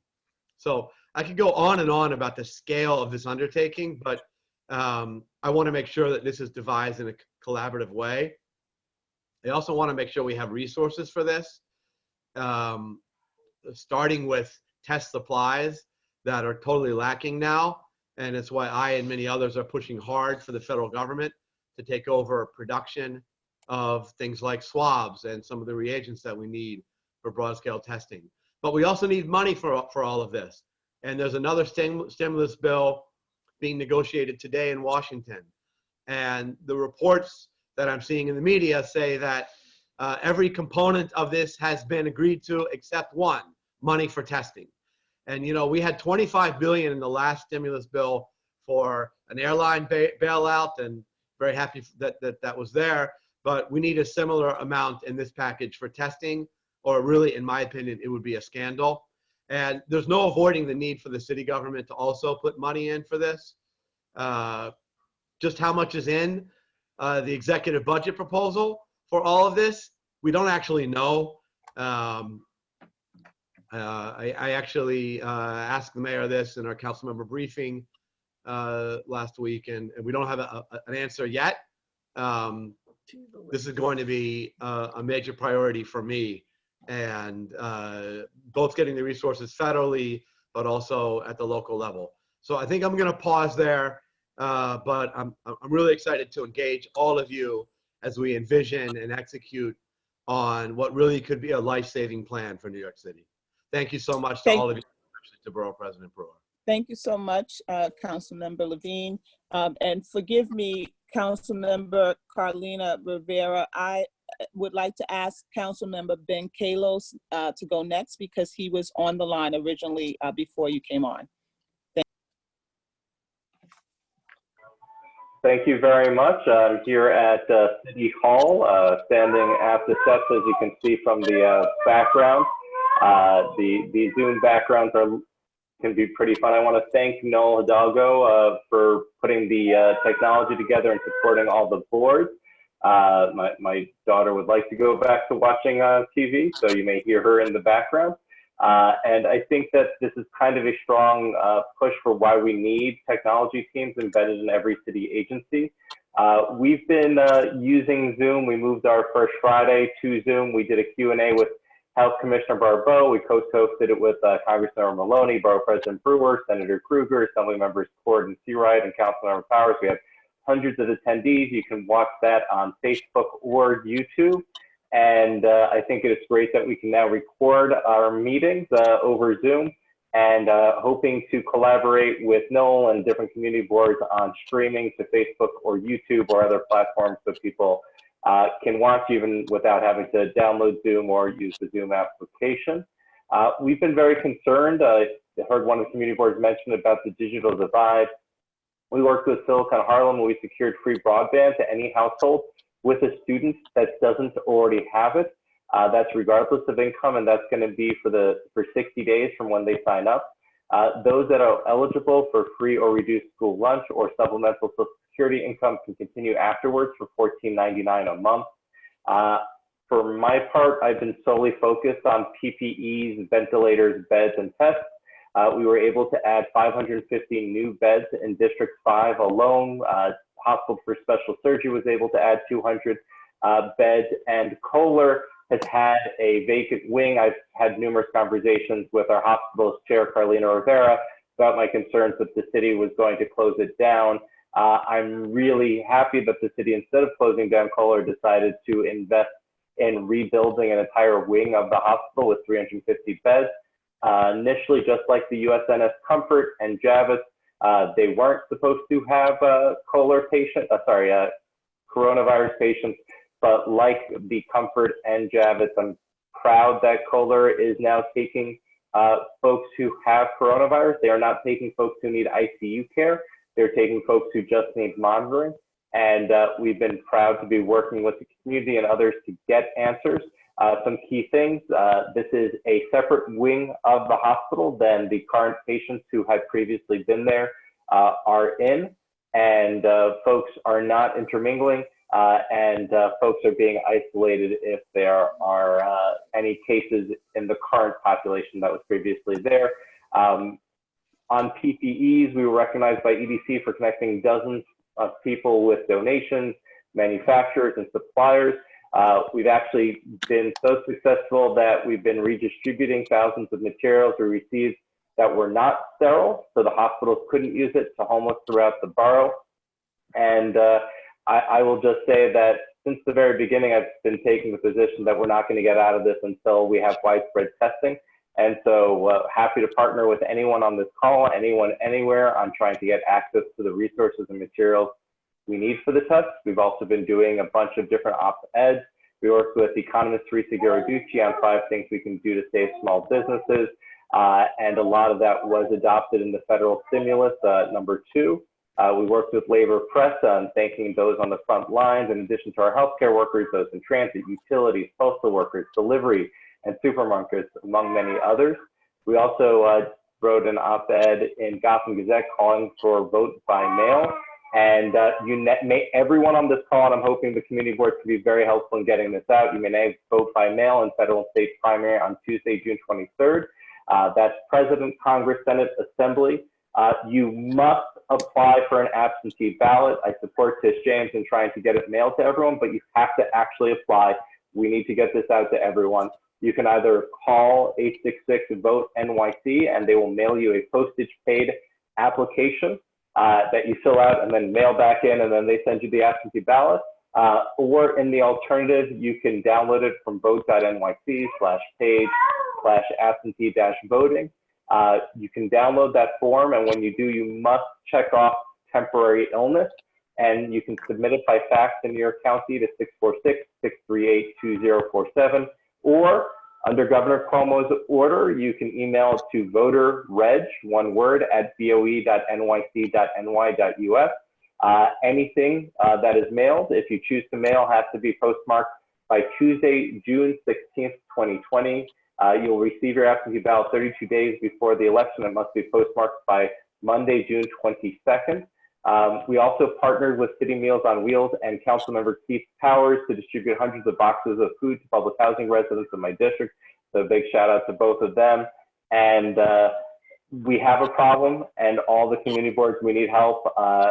Our response rates to the census are down in Manhattan. We're actually doing a text-a-thon today, but hoping that we can collaborate with everyone on the borough board to get everyone to fill out their census. That is it. Thank you so much. We have Councilmember Carlina Rivera, followed by Councilmember Helen Rosenthal. Hey, everyone. Thank you so much for being on the call. I remember I was on the community board during Hurricane Sandy, and that was kind of a scary time as well, but this is certainly something that goes well beyond that disaster. And I just want to thank everyone for keeping us moving as a city, because I know sometimes these meetings, you're like, okay, I'm on a community board meeting. This is exactly what we have to be doing. We have to keep meeting as government officials, as people, as community, and we have to push an agenda forward, because we will reopen. It'll just take some time. Well, my colleagues covered a lot, and I don't want to be redundant.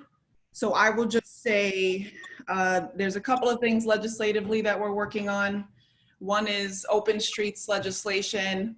Since the mayor did not want to close streets to cars and open them to pedestrians, we're working as a body to override that and pretty much open streets to people. So we're taking recommendations as to where you think it would be the most appropriate. And I just want to thank my colleagues, especially the Manhattan Borough President, because she has been on this train early and often. So please let me know if you have any recommendations for that. So pushing forward legislation to help our small businesses, who many times are held personally liable. And we want to make sure that as we reopen the economy, that our small business owners are protected. You might have seen that Danny Meyer, who owns Shake Shack, a number of other very, very good restaurants in Manhattan, said that he would not take money from the PPP until smaller businesses receive their fair share. Now, not everyone is Danny Meyer, but I appreciate that sentiment. And there are going to be so many businesses that are doing, that are really going to be facing almost an insurmountable amount of challenges. So I want to make sure that we're helping them and that we're being really thoughtful about what the city can do. There's a lot of things the city can't do, right? Regulating rent is something that happens at the state level. So as much as I'd like to introduce a bill to cancel it for the next couple months, it's just not something that I can do, but I am certainly advocating for. And then I'm just going to say, lastly, we're all working together. We've been really fortunate. The Manhattan Borough President, in her partnership with Fresh Direct, Stuytown Apartments, who is Beam Living, who is Blackstone, has also been actually tremendously generous, which I think all kind of large corporations should be really pitching in at this point. And working with smaller organizations like Vision Urbana in the Lower East Side to personally deliver groceries to people that can't leave the house. So this is have post every disaster. If you're interested in volunteering, we have a number of very safe things to do. You could either join me as we drop boxes at individual apartments, or you could work remotely calling seniors. We try to be we've been very, very proactive, making thousands of calls from home with a script and a list of referrals. So I'm just gonna leave it there because you all know what the issues are. The nursing homes, we've lost thousands of people. The hospitals, they're strained. And who's strained the most? Our public system. Which public system facilities in particular? In communities that have been historically disenfranchised and marginalized. So this is a history lesson that many of our families and our ancestors have lived through. So now how do we push forward in making sure that children in our shelters have internet and they can remote learn as well as every other child? So we're trying to look at this as how we can help legislatively. A lot of this is going to be via the budget.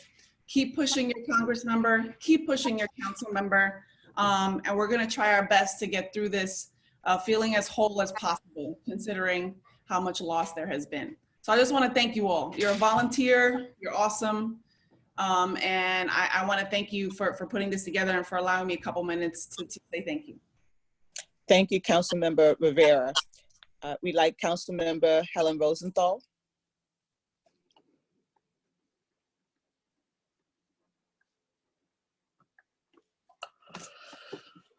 Okay, are you still there? Unmute yourself. Julian, you've been unmuted.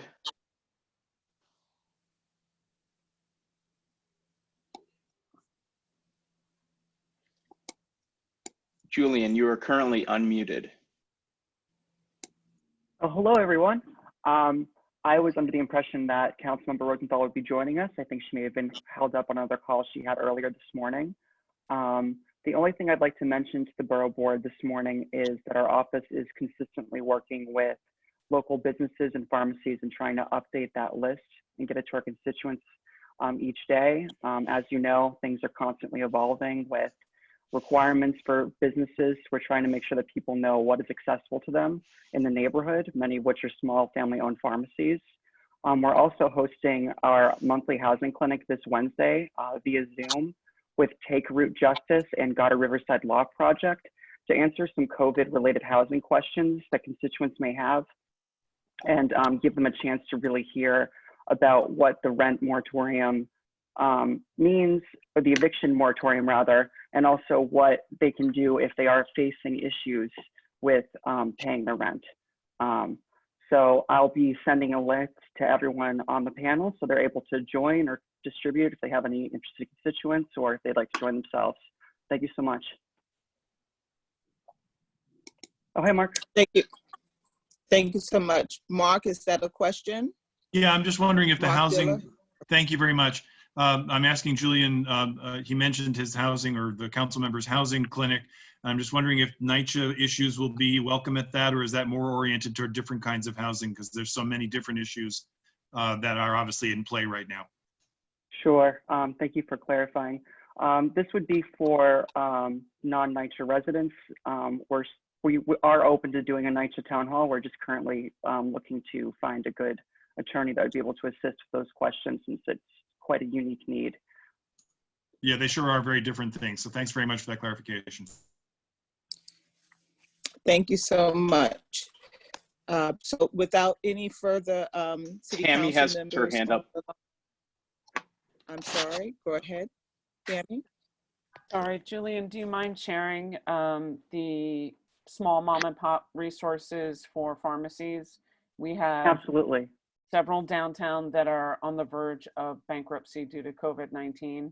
So we would really appreciate any of those resources that get sent and information on the housing forum that's non-NYCHA related.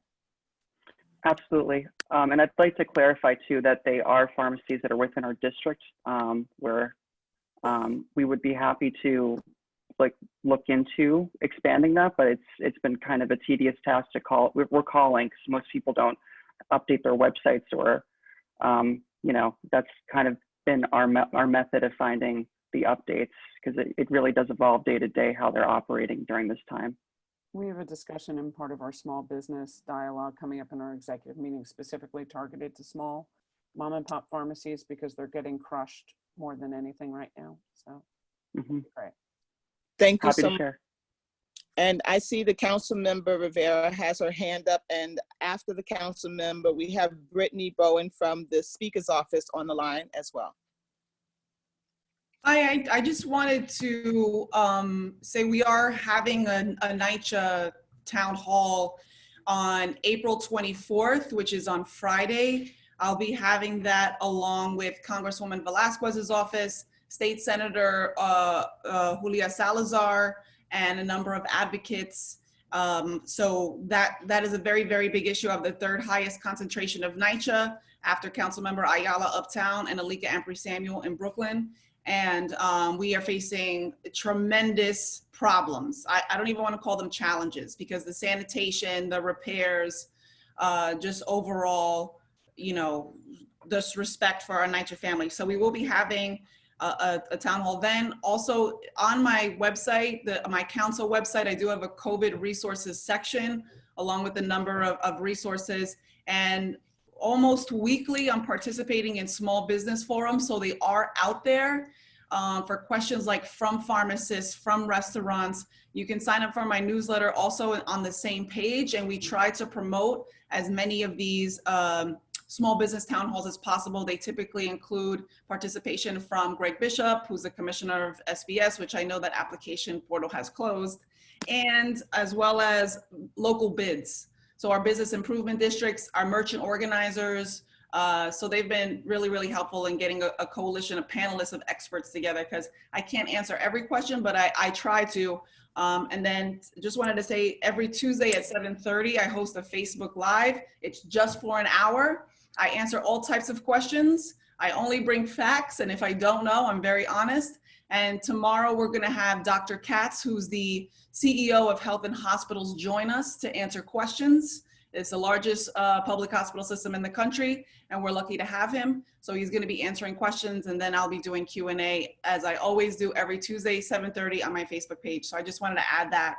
I realize sometimes I don't talk about the things that I'm coordinating as much as I should, but that's organizing for you. So thanks again. Sorry to interrupt. That's all right. Thank you so much. Brittany Bowen from the Speaker's Office, would you like to provide an update? Yes, hi, good morning, everyone. Thank you for the updates. I just have a couple things. We're also having a housing clinic on Wednesday, a virtual housing clinic. We're kind of anticipating getting a lot of requests for an appointment, so we're not blasting it out to our entire constituency, but if anyone has individuals that they think would really benefit from it, you know, feel free to contact us and we can try to schedule them. We're also holding a Medicare and coronavirus virtual town hall on May 6th from 1 to 2 p.m. There's a lot of seniors with, and a lot of people in general, but a lot of seniors with questions about their current healthcare status at this time. So we're doing a town hall with the Medicare Rights Center on May 6th. I don't think we've sent out an official invitation yet, but we'll be sharing that with everyone. We are also sending out, we usually do a monthly newsletter, but we've been sending out weekly updates for people with resources and ways to help. I know some other offices have been doing that as well. We're also doing that if anyone's interested in signing up for it. Just make sure we have your contact if you're not signed up already. And just one other thing that we're doing is calling a lot of the seniors in our NYCHA developments just to find out what resources they need, especially our seniors that do not speak English. We've been recruiting volunteers that speak Spanish and other languages to make sure that they're not forgotten about as well. And that's about it. Thanks. Thank you so much. We also had a question about Councilmember Rivera's town hall on April 24th. What is the time that's being requested? 6 p.m. Okay, thank you. And we have a question from Carter. I had a question. This is for Councilmember Rivera and also for the Speaker's Office. I was watching in the background this morning the mayor's press conference while we were doing this meeting, and he was talking about, in response to a question from a reporter, closing the streets. And he said he's ready to talk. There might be some common ground, but he doesn't feel that any of the proposals fit the reality of New York. And then he says, I haven't seen a plan that works for New York. And I'm just wondering, what can we do as community boards to support your efforts and what you're putting forward on Wednesday to support this, particularly in Manhattan, where this is, becoming an issue? Thank you so much for this question, because Jeremy Unger, who's always at Borough Board, told me I was supposed to say this and I forgot. So what we could really use are actually resolutions from your boards supporting some sort of open streets process. And that would be incredibly helpful. So I realize what the mayor said. I think he will come around. I also think that we can have a real discussion on not utilizing NYPD resources the same way that we did for the pilot, which I thought was kind of a disaster. I tried to bring it into my district and they didn't make it work. It didn't really make any sense. But so resolutions would be fantastic. And I really appreciate you asking. Yeah, Thank you. oh, sorry. I'm sorry, who is that? This is Brittany from Speaker Johnson's office. Yeah. Go ahead, And I think, I believe our community board liaisons have reached out to their respective community boards already to get specific streets that they're interested in as well. So if you have not already provided us with that, that would also be helpful. Thank you. If no further city council reports, we thank you so much, and we'd like to turn to the borough president for her report. But before we do that, we just have one thing to share with our attendants. We're collecting lists of resources that are still open, mostly food and supermarkets. And so there's some links that have been put into the chat. Just wanted to call that to your attention. Madam Borough President, Gail Brewer. Thank you very much. Thank you, everyone. Just a lot of different things. And first of all, what great support and brilliance from the community boards. When you stand back and listen, it's incredibly impressive. On the census, one thing that I would suggest, because I'm very competitive, is to have every single community board member be sure they filled out the census so we can say 100%. In the borough president's office, we're 100%. I had to make a few phone calls, but we are 100%. And it would be great. I know that I learned from a board, I won't say which one, that some people had not filled it out. Sometimes when they are isolated or out of town to be safer, they don't fill it out because they don't understand they can do it. So however we can announce in the next week that 100% of Manhattan members have signed and filled out the census, that would be, let's do it a week from today. Let's see what we can do. Number two, I just want to say we're all very concerned about people who have passed. I know in Board 9, in addition, Barry, you know, Joyce Adewami's brother has died. I don't know if you know that. And also in Harlem, community CEC, which is, of course, is the school board. We lost one of my appointments, Rosa McLeish. She died yesterday morning at St. Luke's Hospital. So it's all very personal, and I know you all know people, but it's very, very troubling. In terms of issues that we're working on and that you have certainly mentioned, we are doing a town hall. It will be in the chat room and announced in our newsletter on SYEP on Wednesday at 3 o'clock. And again, it's the same issue of what can we do. I know the mayor feels that young people, you know, shouldn't be gathering under SYEP, but we all know they'll be gathering. There were 75,000 of them who, to his credit, got jobs last year. So we have to figure out what we can do.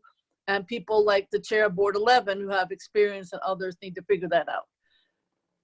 Second, you mentioned small business a lot. I am very clear that some of the larger businesses got the funding. I heard on NPR, again, secondhand, that of the $349 billion, only $79 billion nationally went to smaller businesses and organizations, including nonprofits, who had a $300,000 or smaller budget. That's really outrageous. So I know that the federal delegation in New York will be focused on small business. We are working with the Columbia University Law School, Professor Tim Wu, and also their business school to try to get these businesses and nonprofits to fill out forms. So if that's helpful to you, let us know, because they really did try to get a lot of businesses the correct information. We really do. I think Board 9 had asked recently, what can they do? Sometimes members, one of them is to do what I think was mentioned by Helen Rosenthal's office, is to make sure that you are in contact with your small businesses as much as possible, And then either through SBS or through Professor Wu or through other bids and so on, make sure people are on that list to help get that application in. I want to just talk about Kohler. We did join to see, I understand that there are 2 sections. I know the facility well, but there are still many, many questions on the island from residents. And so we are going to be meeting virtually, of course, with people from H&H to talk more about Kohler, because we sent a letter with the assembly member and the senator. We continue, thank you, Margaret Chin, to work on seniors and food. It hasn't been a smooth ride. Schuler Warren from our office has been in touch with every senior center, I think, in the borough of Manhattan. And we know it started out as senior centers and then grab and go, and then not clear, and then call 311, but you can't get through. I have great confidence in the food czar, Catherine Garcia, and of course, DIFTA working with her and OEM, but that still needs to be straightened out. This weekend, I'm sure you're all doing the same thing. I went and got food for seniors because they were not getting food. And so I know that eventually it will be worked out, but the NYCHA seniors in particular are very, very stressed, and we have to make sure that they get food. In terms of NYCHA, we have the same complaints. One suggestion, because food is an issue, PPE is an issue, even though I complained, you know, NYCHA says that the workers have PPE, the residents say they don't. So who knows? I mean, I feel that they don't all have what they need. But one of the issues would be, how can we get residents to have more ability to clean and the type of cleaning materials that they might need? Because I know how stressed NYCHA is. I know that they have 3-day-a-week cleaning supposedly in the family buildings and 100% supposedly in the senior buildings. But I know that that's not always happening. And NYCHA's working. I'm not saying they're not. So NYCHA is an ongoing issue. But one suggestion would be, how can we get cleaning materials literally to some of the residents who've been asking for it?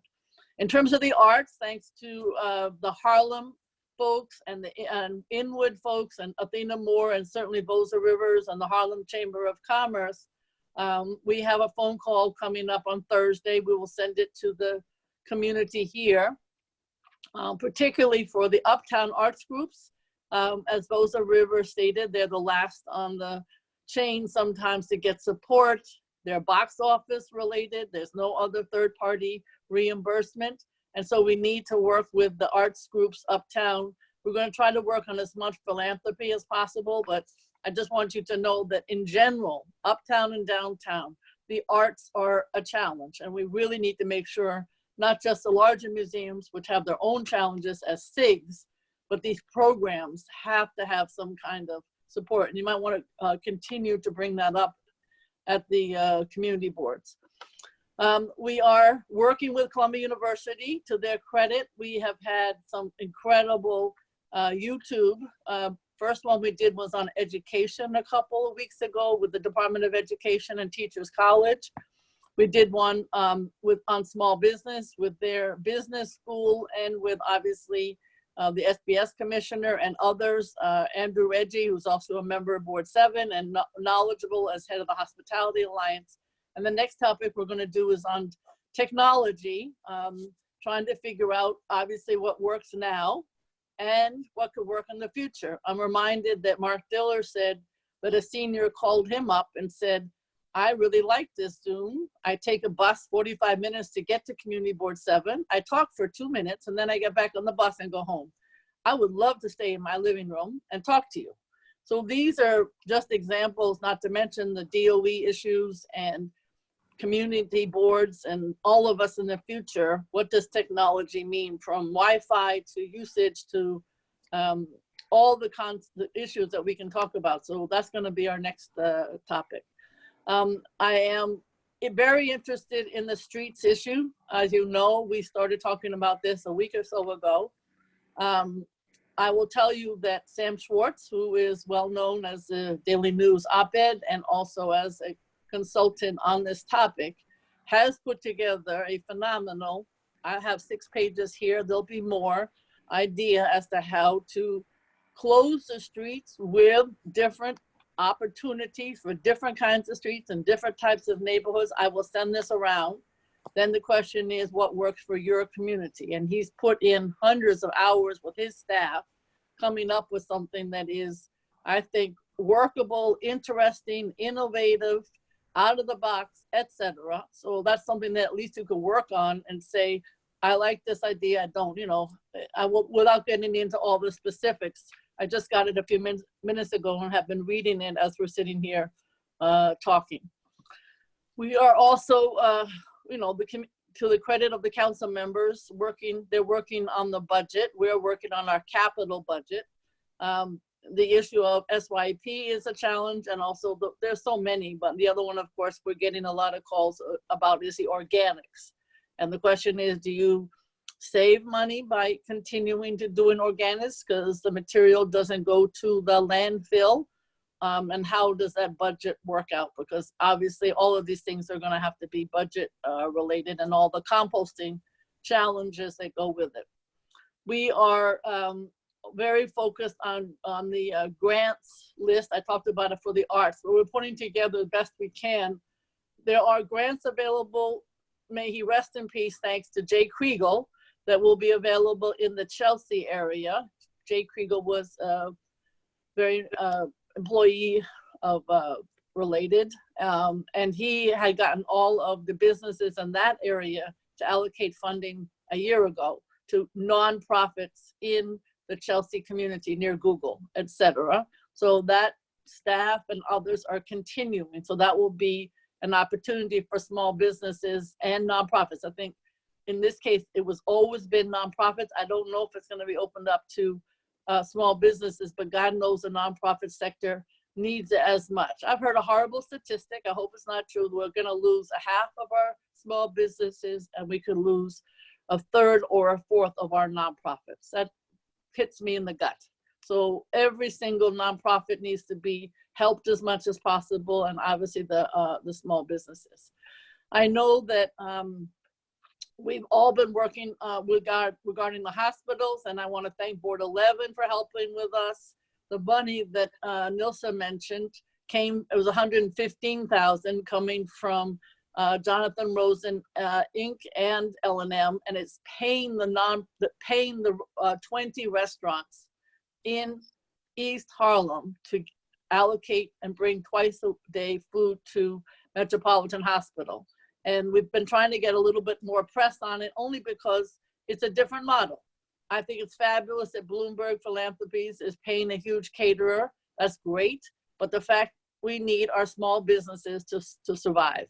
And this type of model, I would love to see elsewhere. I know it's been happening a little bit in Harlem with Michael Samuels, with the Red Rooster and others, but it needs to continue because local businesses need to be paid to do their work. And that's a good example. I just want to mention Chinatown. I don't know if this is going to happen, but REDC, which is the governor's employment, there are 10 regions in the state of New York. New York City is one region where every year funding is allocated to the business community. It's been going on for 4 years. This is the 4th year, but there's one allocation in each of the 10 districts for 10 million, and it's to enhance the commercial zone.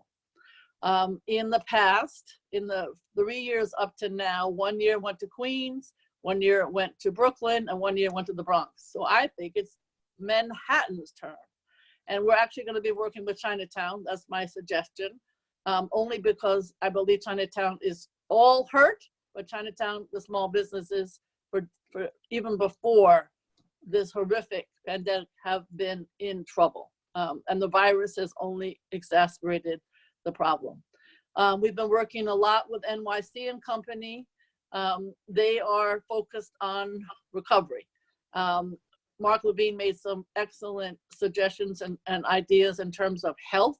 They are focused on, correctly, one way or another, if you don't have the cultural, theater, entertainment community, and you don't have tourism, it's very hard for our city to come back, because those are manufacturing brothers and sisters in many different ways. So we are working with them in any way that we can. They're also the gatekeeper for the hotels. That might be another place you want to focus, because NYC and Company is doing a lot, to their credit, to be the intervener and the moderator and the supporter between the hotel community and the city of New York and OEM in particular. So that's another place to have coordination in terms of the hotels, because they are certainly trying. We've been working with the schools. I have to give credit where credit's due. I know we've gotten some complaints about devices, but generally my friends who are teachers and at DOE who complain about everything have not been complaining in the same way. They feel like at least DOE is trying. One of the issues that came up would be social workers. Obviously, I've been talking about social workers in the school, and you're tired of me discussing it. But we know that to the credit of the medical schools, doctors graduated early in order to support all the medical needs. And there's been an ask, interestingly enough, to have social worker schools graduate early because the same issue. Much support needed in the communities and particularly in schools. And when I mentioned this on the phone call with DOE, they were very interested in that. So we're going to follow up on trying to see if the schools would be interested in getting their amazing, amazing social work students to be supportive at an earlier time frame. On construction, we got a lot of calls to start with. There is a map. Lizette, who's head of our land use, has been focused on that map, making sure that it is up to date with essential, non-essential. But it was interesting on the Borough Service Cabinet, the fire department said to the Department of Buildings on the Zoom, excuse me, could you get me that list? So great congratulations to this effort, Borough Service and Borough Board, because often, believe it or not, you are helping to coordinate just because it's very, very hard. And I understand these agencies doing the best they can. So those are some of the, obviously, if you want something announced in your newsletter, our newsletter is quite popular. Much thanks to John Houston and Emil Mello, who work hard every single day to put it together. And we will take notes on all the topics that you've mentioned, and we will certainly include those topics. But if you have others, let us know, because it's very popular. And then my number is the one that's at the bottom of it. So that's, these constituents are calling with every kind of problem that exists. And I'm trying to, as the staff is also, Athena and her staff are answering the calls at the Northern Manhattan office, just as you are doing. And they are pretty swamped with everything that's coming across our desk. We got rid of, much thanks to the office of the Mayor's Office of People with Disabilities, we got some masks and gloves. I've given out the masks. We still have some more gloves. We might get more masks from another source, in which case I'll let everyone know, and then we will be able to distribute them. Most of the places, I have to say, were nursing homes. That group of individuals got forgotten. So last week, 10 days ago, I went around and delivered to seniors' homes and nursing homes masks and gloves, because they just didn't have them. And I only would have like 1,000 and they would need 10,000. It was interesting last night on one of the programs, the Presbyterian Hospital, just to give you an example, and I don't know if this is just 168th Street or including downtown.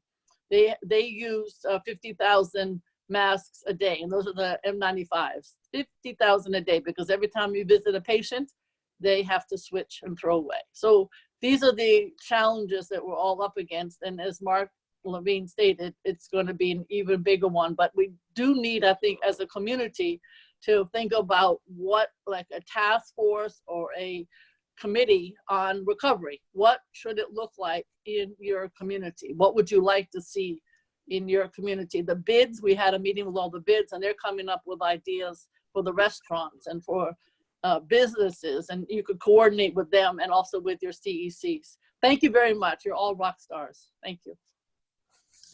Thank you so much, Gail. We appreciate your report.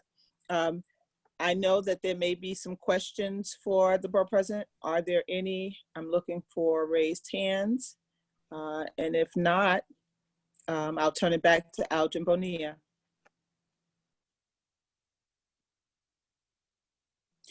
Noel, please unmute. Thank you. Thank you, Athena. Speaking of construction, you know, there's sometimes apartment construction, and the apartment above me is currently under construction. So that's why I couldn't chair, because of all of the drilling and the construction noise. I just want to say that some of you had questions about community board appointments. I see some people nodding their heads. So community board appointments, we hope to have them done in the next 2 weeks. So letters and emails will go out, we hope, before May 1st on community board appointments. So as you're getting all those emails and phone calls, as I know I am, about when will we hear about the announcements, it's coming as soon. We're working really hard to make sure that these appointments get done in time for your May meetings. So just that by way of update. I see that there's 2 hands raised. We have Vicky. Vicky, go ahead. Hi, I just want to, Carlina reminded me of something that I wanted to add to my report, just for the record, and that is that CB5 last week sent a letter directly to the mayor regarding expanding the pedestrian space. And our recommendation was from the Broadway corridor from 14th to 59th Street, with a strong recommendation that the bids help in the implementation and maintenance. And I just wanted it on the record, and if other boards haven't done so, could they please support this? Okay. Thank you. Thank you. Before I turn to Aleda, remember our chat feature. Please use the chat feature to put the name and dates of events, of contact individuals, of emails, of websites, of pertinent event. This transcript will be emailed to you, or I think it appears right when you exit the meeting. If not, it'll be emailed to you within the next 15 to 20 minutes. It's a great way to have the information of what was reviewed, the pertinent, the key points. The minutes, this does not replace minutes, which is also a mandate of us in terms of the open meetings law, but it won't replace minutes. We'll email those out as normal, but you'll also have this transcript as a reference as well. Next, Aleda.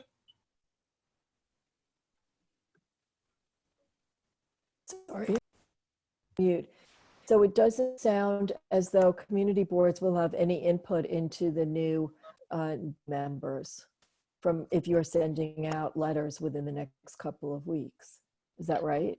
Correct. I believe Rosie contacted community board chairs and DMs about 2 months ago just to discuss what kind of skill sets or what kind of backgrounds, what kind of geographies were missing.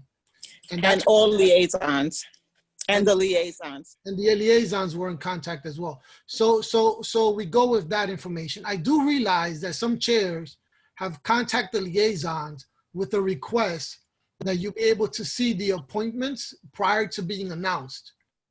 We'll discuss with Gail. I don't think there's any reason why we probably wouldn't show you the list maybe 2 days beforehand in the event that you want to raise some kind of glaring, red flags or such. But normally that has not been really the practice of us. We find out what skill sets, geographies, backgrounds, community board chairs and district managers feel are needed, but we've never really presented the list of appointments prior for any type of vetting or nay or yay. But I think this time around, there's been enough of a concern by chairs to liaisons that if we can, I'm not saying we will, but if we can provide the list maybe with a 1 day or 2 day lead time so that you can maybe flag any glaring objections for whatever reason, that's something our office may be in a position to do. Thank you. I see hands raised. Mark? Whoops, I may have just, all right, I'm not unmuted. Okay. If I could just add on one quick thought to what Aldrin just said, I view it as a both good government practice and an important protection of community board chairs that we are not directly involved in the person-to-person nature. I very much appreciate being consulted about backgrounds and needs and things like that. But being able to say to our community that with a straight face that we welcome all applicants and not be one of the people who does the actual appointing, I view as, in a way, protecting the integrity of our process so that we're not on both sides of that issue at the same time. So I, for one, am very, very happy with the way that this proceeds. Thank you, Mark. Yes, I mean, absolutely. And the borough president is the person who makes the appointments. But I do know that, at least in some instances, getting the list the day before for DM or chair. So, you know, I think in the last 6 years, there was one example where a real, you know, the input and the institutional knowledge of the district manager would have prevented us from making an appointment that we wouldn't have made. So if we can, we'll try to show you the list the day before or 2 days before, if we can. Again, you know, we're trying to really make these appointments as expeditiously as possible in time for your May meetings. Who has elections in May or June? Community Board 1, Community Board 5. I think if I'm not mistaken, there's about 4 or 5 community boards that have elections in May or June.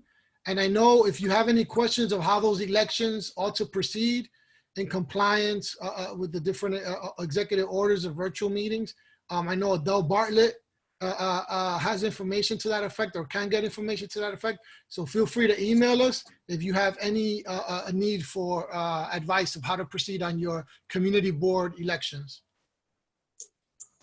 So other than that, I just want to say in terms of the census, Gail Brewer mentioned it, others mentioned it. We are underperforming in terms of response rates.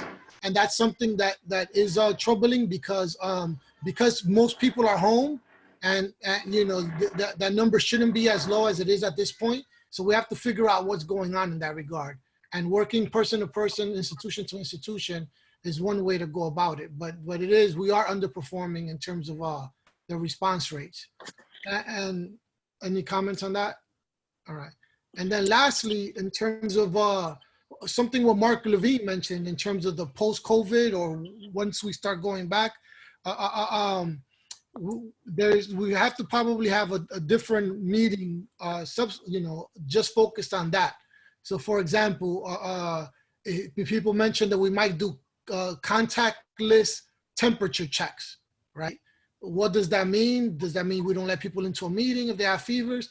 Have we purchased enough contactless thermometer devices?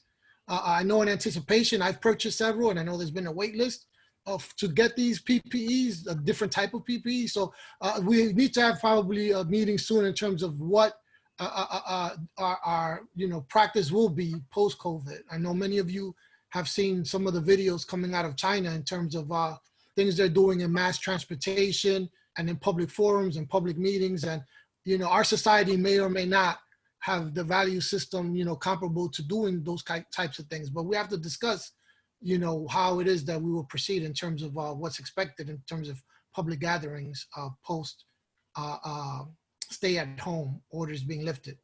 So without further ado, I think if we can ask for a motion to adjourn. We have a motion to adjourn from Tammy.